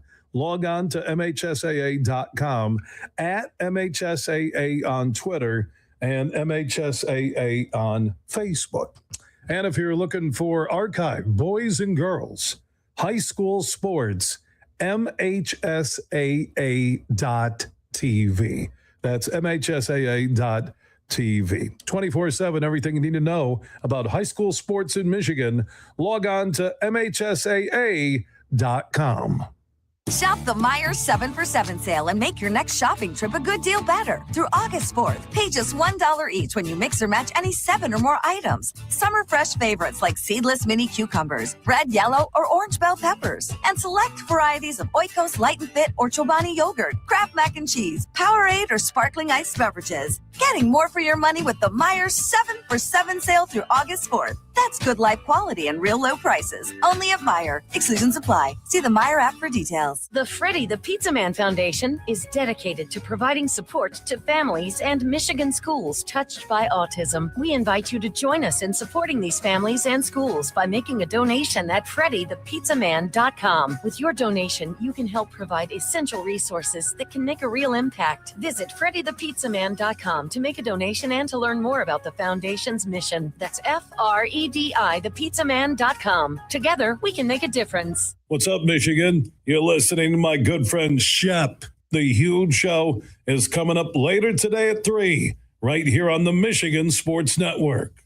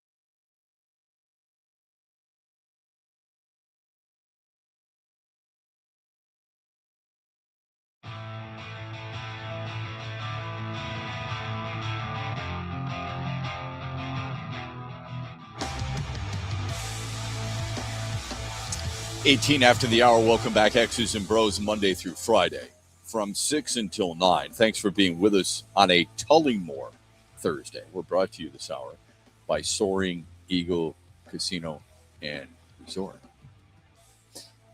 CBS Sports had a pretty interesting article yesterday about overrated and underrated quarterbacks entering 2026. If I asked you who's the most overrated and who's the most underrated, how would you answer that question? I thought about it for a while, and I had to be careful. I had to be very careful on who I thought was underrated, because I don't want my bias or perceived bias to get in the way. Because immediately I thought Jared Goff. People are viewing him as a top 10 quarterback. What's the problem with that? Why should I think he's underrated? Do I think he's better than Stafford? In no particular order, right? Stafford or Mahomes or Jackson or Burrow or Allen? No, I don't. Should he be ranked higher than certain others like Dak Prescott? I mean, it's a good debate, all right? But I think he's around where most people have ranked him. So I can't go with Jared Goff. I would say, this is going to sound very strange, because I sure don't think he's a top 10 quarterback. But let me ask you, what does Sam Darnold have to do to gain any respect? And before you try to use him as a comp to quarterbacks who haven't been great to win a Super Bowl, and you start using the Trent Dilfers of the world, I would remind you that last year, each of the last 2 years, he's thrown for over 4,000 yards. He had 35 touchdowns 2 years ago, 25 last year. He's 28-6 in his last 2 seasons, and he's completed 67% of his passes. If you're looking at an underrated quarterback, again, I don't think he's necessarily top 10, but it's probably Sam Darnold. CBS Sports has, as far as their underrated quarterbacks, it's funny how differently things can. Underrated, they have Dak Prescott. Like, where should he be? He's considered a top 10, top 8 quarterback. Do you think he's top 5? I don't think so. Here's the other one they have as an underrated quarterback.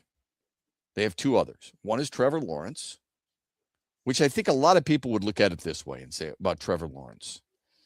As a 1-1, and every player who has gone through this lives with that. Ask Casey Mize, ask Spencer Torkelson, ask Matthew Stafford. As a 1-1, I would say, and again, quarterbacks, unfortunately, they get ripped for this. It's more is expected of you than being 7 games under 500. Usually you go 1-1 to a team that's not very good. So 3-14 his first year is a really tough pill for people to swallow. And he led the league in interceptions with 17. Remember, Peyton Manning did too. I'm not comparing the two. I'm just letting you know. But Trevor Lawrence, when healthy, each of his last 3 healthy seasons, because he was injured 1 year, that was 2 years ago, he's thrown for over 4,000 yards. Has never thrown for a lot of touchdowns. Last year was a career high for him, the 29. I think he's a good quarterback. I don't think he's a great quarterback by any stretch. I mean, he completes 63% of his passes in his career. Last year, he completed 61% of his passes. Now, he led his team to double-digit wins. First time that's happened in his career. But they got him underrated. I don't think so. I think he's rated pretty close to where he should be. The one I have a debate with, and somebody's got to help me with this. What's the love affair that people have with Jordan Love of the Packers? They got him as underrated. Here's what they write. There are only 2 quarterbacks with at least 9 wins, 20-plus passing touchdowns, and fewer than 12 interceptions each of the last 3 seasons. Matthew Stafford and Jordan Love. Okay. Jordan Love's never won more than 9 games. Okay. 20-plus passing touchdowns is a really low bar. Really low. If you're going to do that, like, you got to be very careful when you start throwing guys who are in certain categories. 20 touchdowns or more. Matthew Stafford. Here are his touchdowns going in reverse from last year, then back. 46, 20, 24, 10 he was hurt. 41, 26. Jordan Love doesn't put up those numbers. Okay? He just doesn't. You want to look at guys who have put up really big numbers? Dak Prescott throws for a lot of touchdowns. Jared Goff, 34, 37, 30, 29. Those are his last 4 years. You're talking about interceptions. I get it. There's a lot of people who that's one of those things that is frowned upon from a quarterback standpoint. Some have just such great confidence in their arms, they're willing to do it. Jordan Love doesn't throw for many interceptions. His touchdowns last year, 23, 25 the year before, career high 32. Never won more than 9 games. 9-8, 9-6, 9-5-1. Jared Goff goes 9-8 last year. He's criticized and ridiculed. Jordan Love goes 9-8, and people are like, wow, he's won 9 games. There is just a massive love affair with Jordan Love in this NFL crazed world. On top of that, he's viewed as working with an offensive genius in Matt LaFleur. It writes, in the Packers' 31-27 playoff collapse against the Bears, Love threw for 329 yards and 4 touchdowns, no interceptions, while completing 73% of his passes. Okay. Very happy for you. That's good. Should we do that with Matthew Stafford and some of his playoff losses? It didn't work. Jared Goff, not against Washington, but in his playoff losses. No, it doesn't work. You know why? Because people believe you're supposed to win the game. That's why. Now, again, it's not always the quarterback's fault, but that's what they believe. It comes down to that. You and I don't care that Jared Goff threw for, over 300 yards against Washington because they lost. He also threw 3 picks. Or 273 yards against San Francisco because they lost. That's what's most important. Right? At least it is to me. I think that's the way it is for most fans. But for some reason or another, we've got this fetish, or a national fetish, when it comes to a guy like Jordan Love. What is it? I think he's athletic. Don't get me wrong. I do. I think he's a good quarterback. I don't think he's a top 10 quarterback. And I don't know what it is with people when it comes to the fascination they have with him and the willingness to make excuses. Matthew Stafford threw for 380 yards against New Orleans and 3 touchdowns in the playoffs in 2007. Lions got beat up 45-28. Many of those yards too late, according to most. Dallas, he throws for 323 yards, but they lost. That's what we remember. National media making excuses for a guy like Jordan Love. Hell, Stafford threw for 367 and 2 TDs and no picks in a loss to Detroit while completing close to 70% of his passes, 69.5%. Nothing said about that, except that he lost to his old team, 23-24. When we come back, Huge opinion. We'll huddle up with Huge on X's and Bros when we come back. Mitch Lyons here, founder of Mitch Lyons Wealth, where we create your best game plan to protect, grow, and win retirement. I'm here with Tiger legend Kirk Gibson, who we are proud to support and partner with on the newly opened Kirk Gibson Center for Parkinson's Wellness. Thanks, Mitch. We appreciate your support, and we are excited to have recently opened the center in Farmington Hills.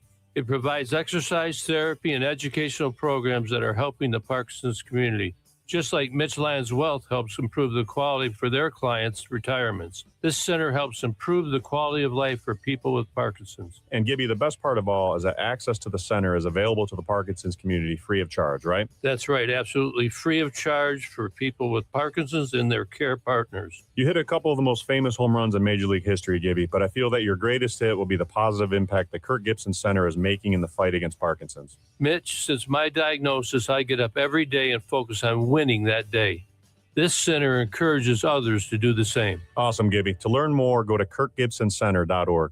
Make ways for a great cause at Stand Up for the Cure Lakeshore, a paddleboarding event at Ross Park in Norton Shores on Saturday, July 25th. You can grab your paddleboard and your sunscreen to raise critical funds for breast cancer research and awareness programs. Register for Stand Up for the Cure at suftc.org.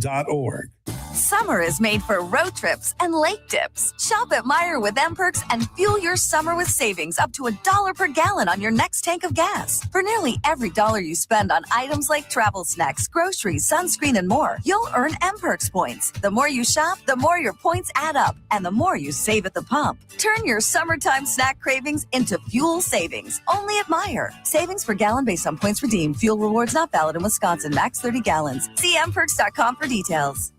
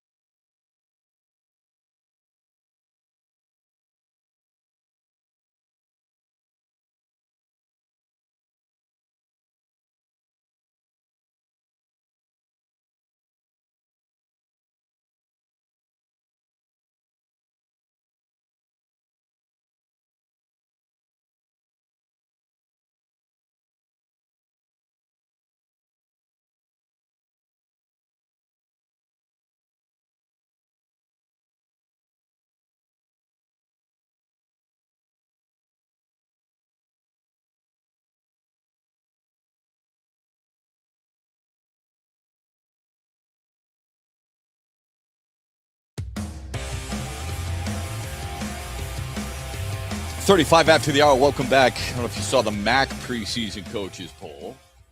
I'm a MAC guy. Western Michigan picked number 1. Eastern 7. Central Michigan number 5.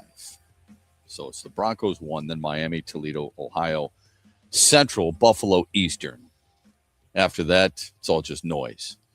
Sacramento State is part of the Mid-American Conference. I'd completely forgotten about that. Thanks for being with us on a Tullymore Thursday. We're brought to you by Soaring Eagle Casino and Resort. Our good friend Bill, the Huge Show, Simonson, joins us for the Huge Opinion. Billy, good to talk to you. I saw a couple things that caught my interest. One, you were at a golf outing for Ferris State the other day, and Ferris State Bulldogs actually posted the interview with you. You were being interviewed. You weren't doing the interviewing. That's a unique kind of situation. How much fun did you have there?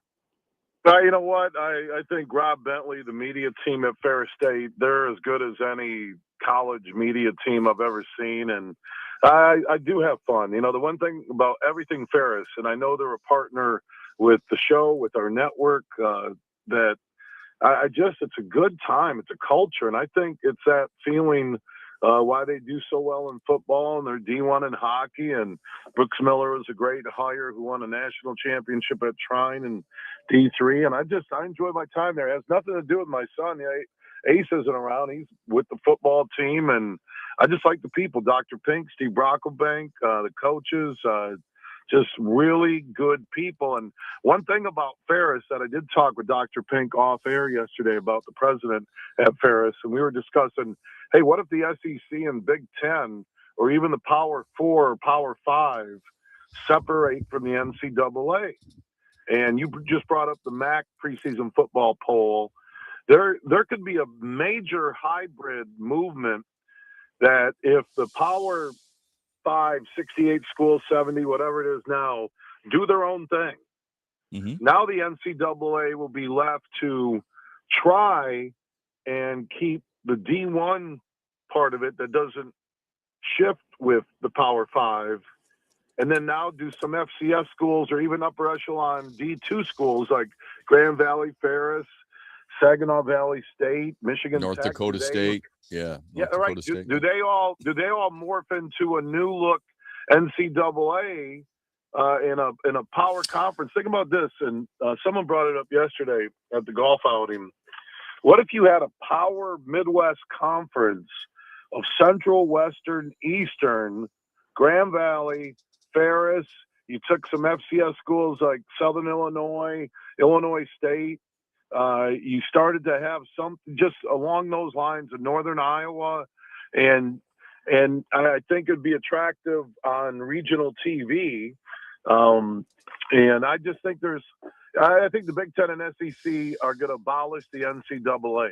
I think they are too. And they probably should, because the NCAA doesn't do anything. There's no spine, there's no backbone whatsoever in the NCAA. It's a farce. However, I don't know if those schools becoming part of the NCAA makes them more attractive for viewers.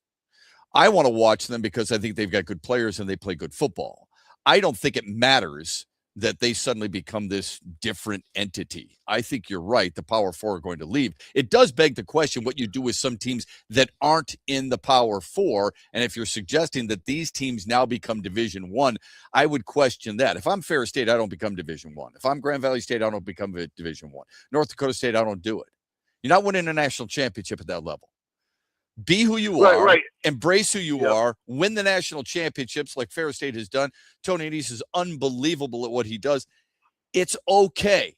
It's a really strong, dare I say, great brand of football. Keep doing what you're doing. That's how I would feel about it. And I agree with that. I just, to me, it's like, and I think that's why Grand Valley never joined the MAC. They have 26,000 students.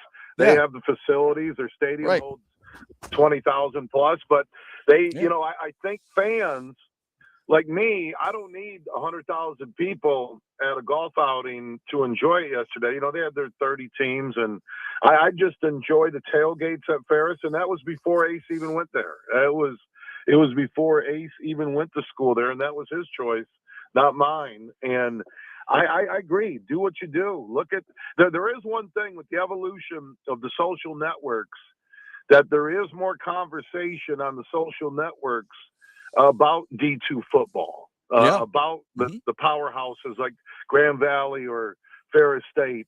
There is street talk, whether I'm at an event in Carroll, Michigan in the Thumb where people will talk about Tony Annese and Ferris. There is street talk in Michigan, not nationally. People aren't.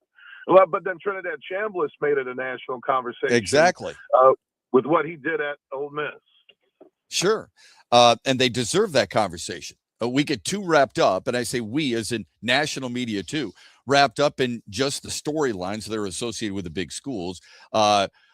Catching up with Huge, the Huge opinion here on X's and Bros on this Tullymore Thursday. Tarek Skubal came out, the article in The Athletic, and I don't know if you touched on it yesterday, but suggesting that he didn't have an MRI in January because his team, the organization, was quote unquote taking him to court, and that had an impact subconsciously. I don't know why you'd ever admit that. I think it's an absolute joke and makes a lot of people turn on you a little bit, wondering if you're a little bit more of a phony. What was your take on Tarek Skubal's comments in The Athletic? Well, I just think, for Scott Boras being this mega agent and they're waiting on $300 million reportedly or $350 million and nothing came. And then you see those comments go public and I'm like, okay, who is guiding Tarek here? Who is really running the show? We've never heard from the Tigers what an offer. The only offer we ever heard was the low ball offer on arbitration. And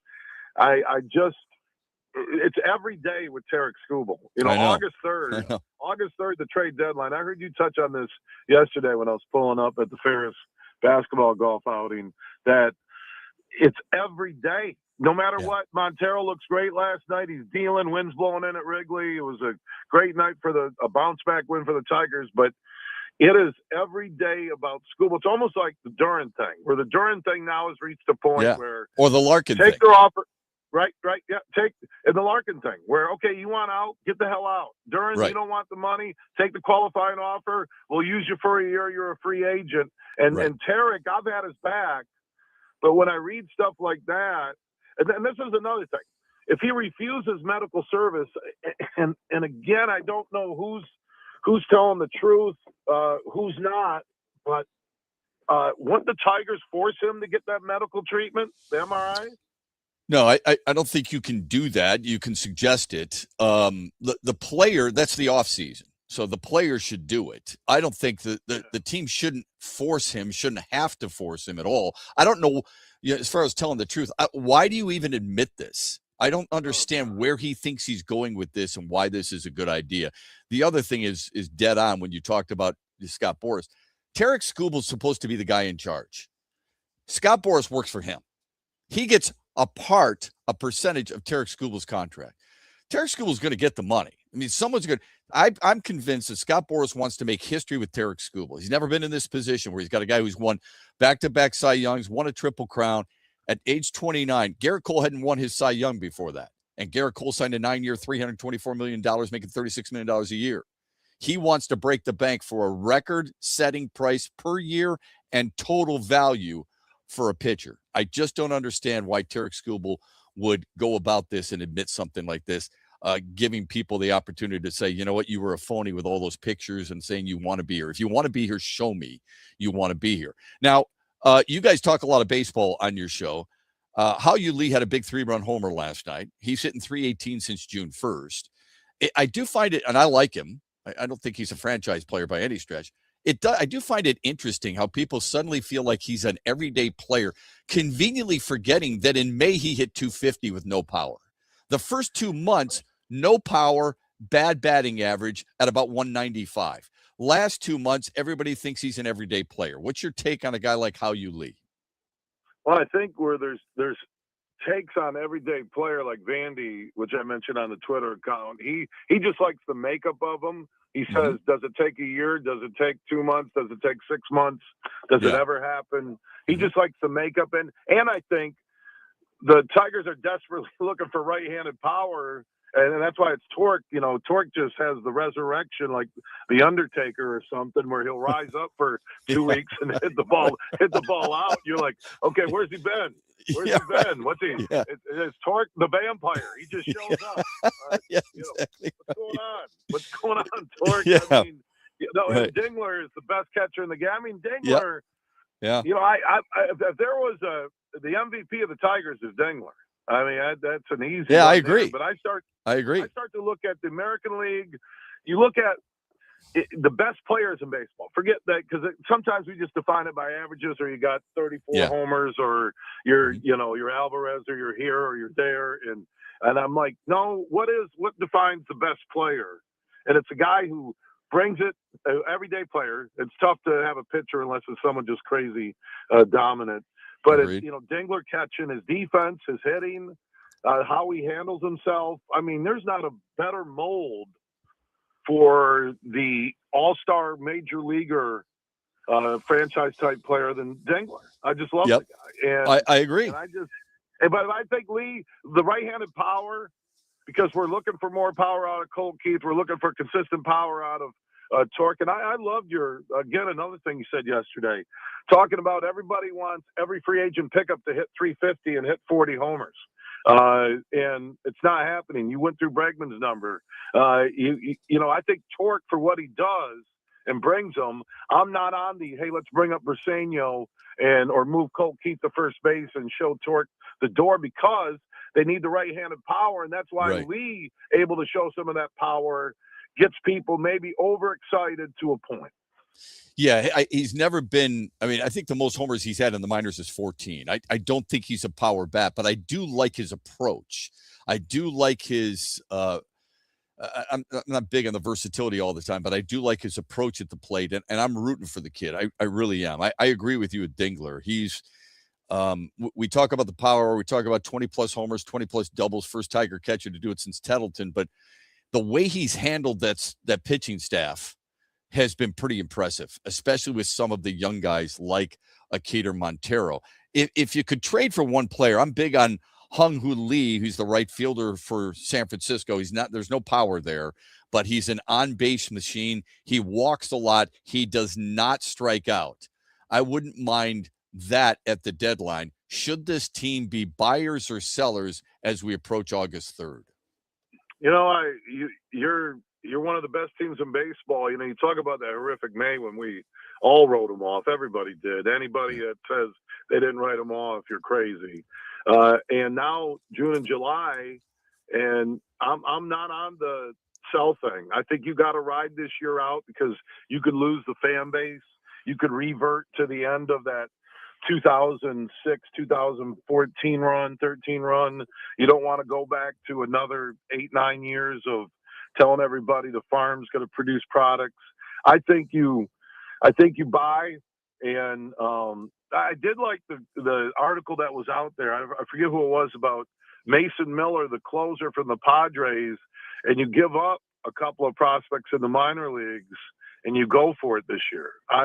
Again, it's the AL Central. They still can win it, even though I'll give the White Sox in Cleveland a lot of credit. But, again, this waiting for Max Clark, waiting for Briseño. Rayner looks like no one talks about him enough, what he's done at West Michigan and his power to all, both alleys. And if you give up on this season, if you're still in it, which they are right now, okay, if you give up here on August 3rd in a little over a week, and you give up on the season, you're Harris and the Tigers, and you're Chris Ilitch, and you were still in it, and you give up, and now you finish 10 out at the end of the season, there's no playoffs, empty stadium in September, what are you going to do next winter to get everybody back? You got to go out and spend money? That was part of the problem, that you're not spending money, except, they spent money on Framber. That's another thing people aren't talking about. I know he went through the bereavement, lost his grandmother.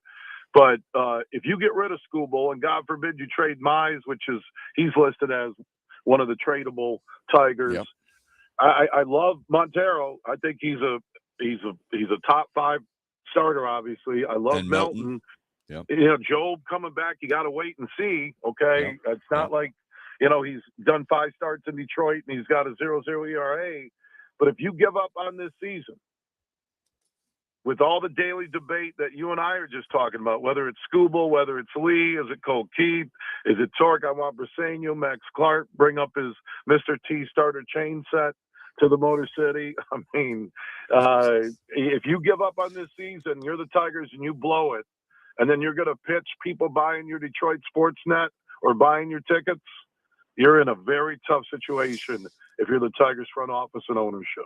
I agree. And I keep reminding people, you've got all of August and all of September too.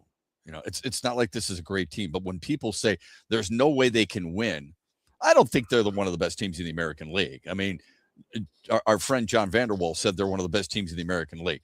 They're not better than Tampa. They're not better than the Yankees. They're not better than Cleveland right now. They're not better than Chicago right now.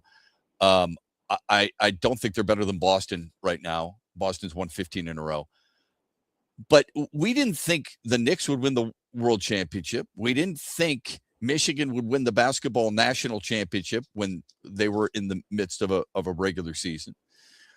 We didn't think Las Vegas would make it to the Stanley Cup Finals. Okay, so we didn't think Indiana would win the national championship in football. So we don't always know. So I agree with all that. Last thing, Sam Laporta. The Lions are closing in on camp next week. Sam Laporta coming back, should be fully healthy.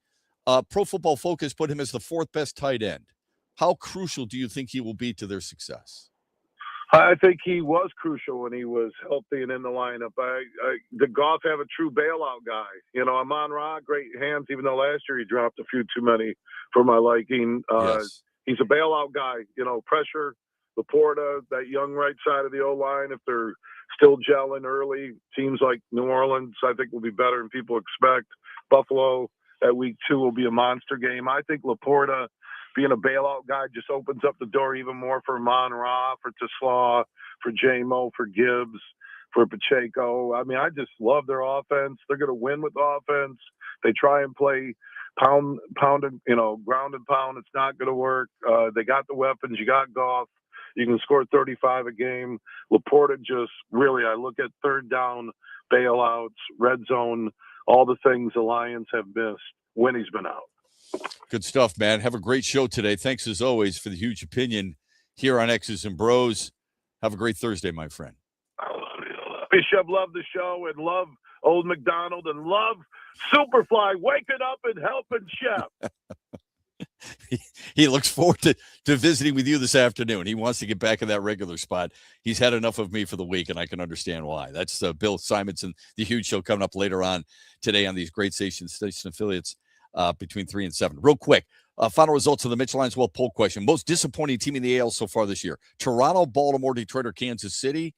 Brett, what did the masses tell us of the most disappointing team in the American League so far this year? 63% said Toronto. That makes sense. They spent a lot of money. 3rd highest payroll in baseball. We're back with you tomorrow morning, 6 o'clock, X's and Bros on the Michigan Sports Network. Have a great day, everybody. In the Den. It's a new day to celebrate and be free. It's a new day full of action and excitement because it's a new day for winning. Only at Soaring Eagle Casino and Resort. Soaring Eagle Casino and Resort, your getaway reimagined.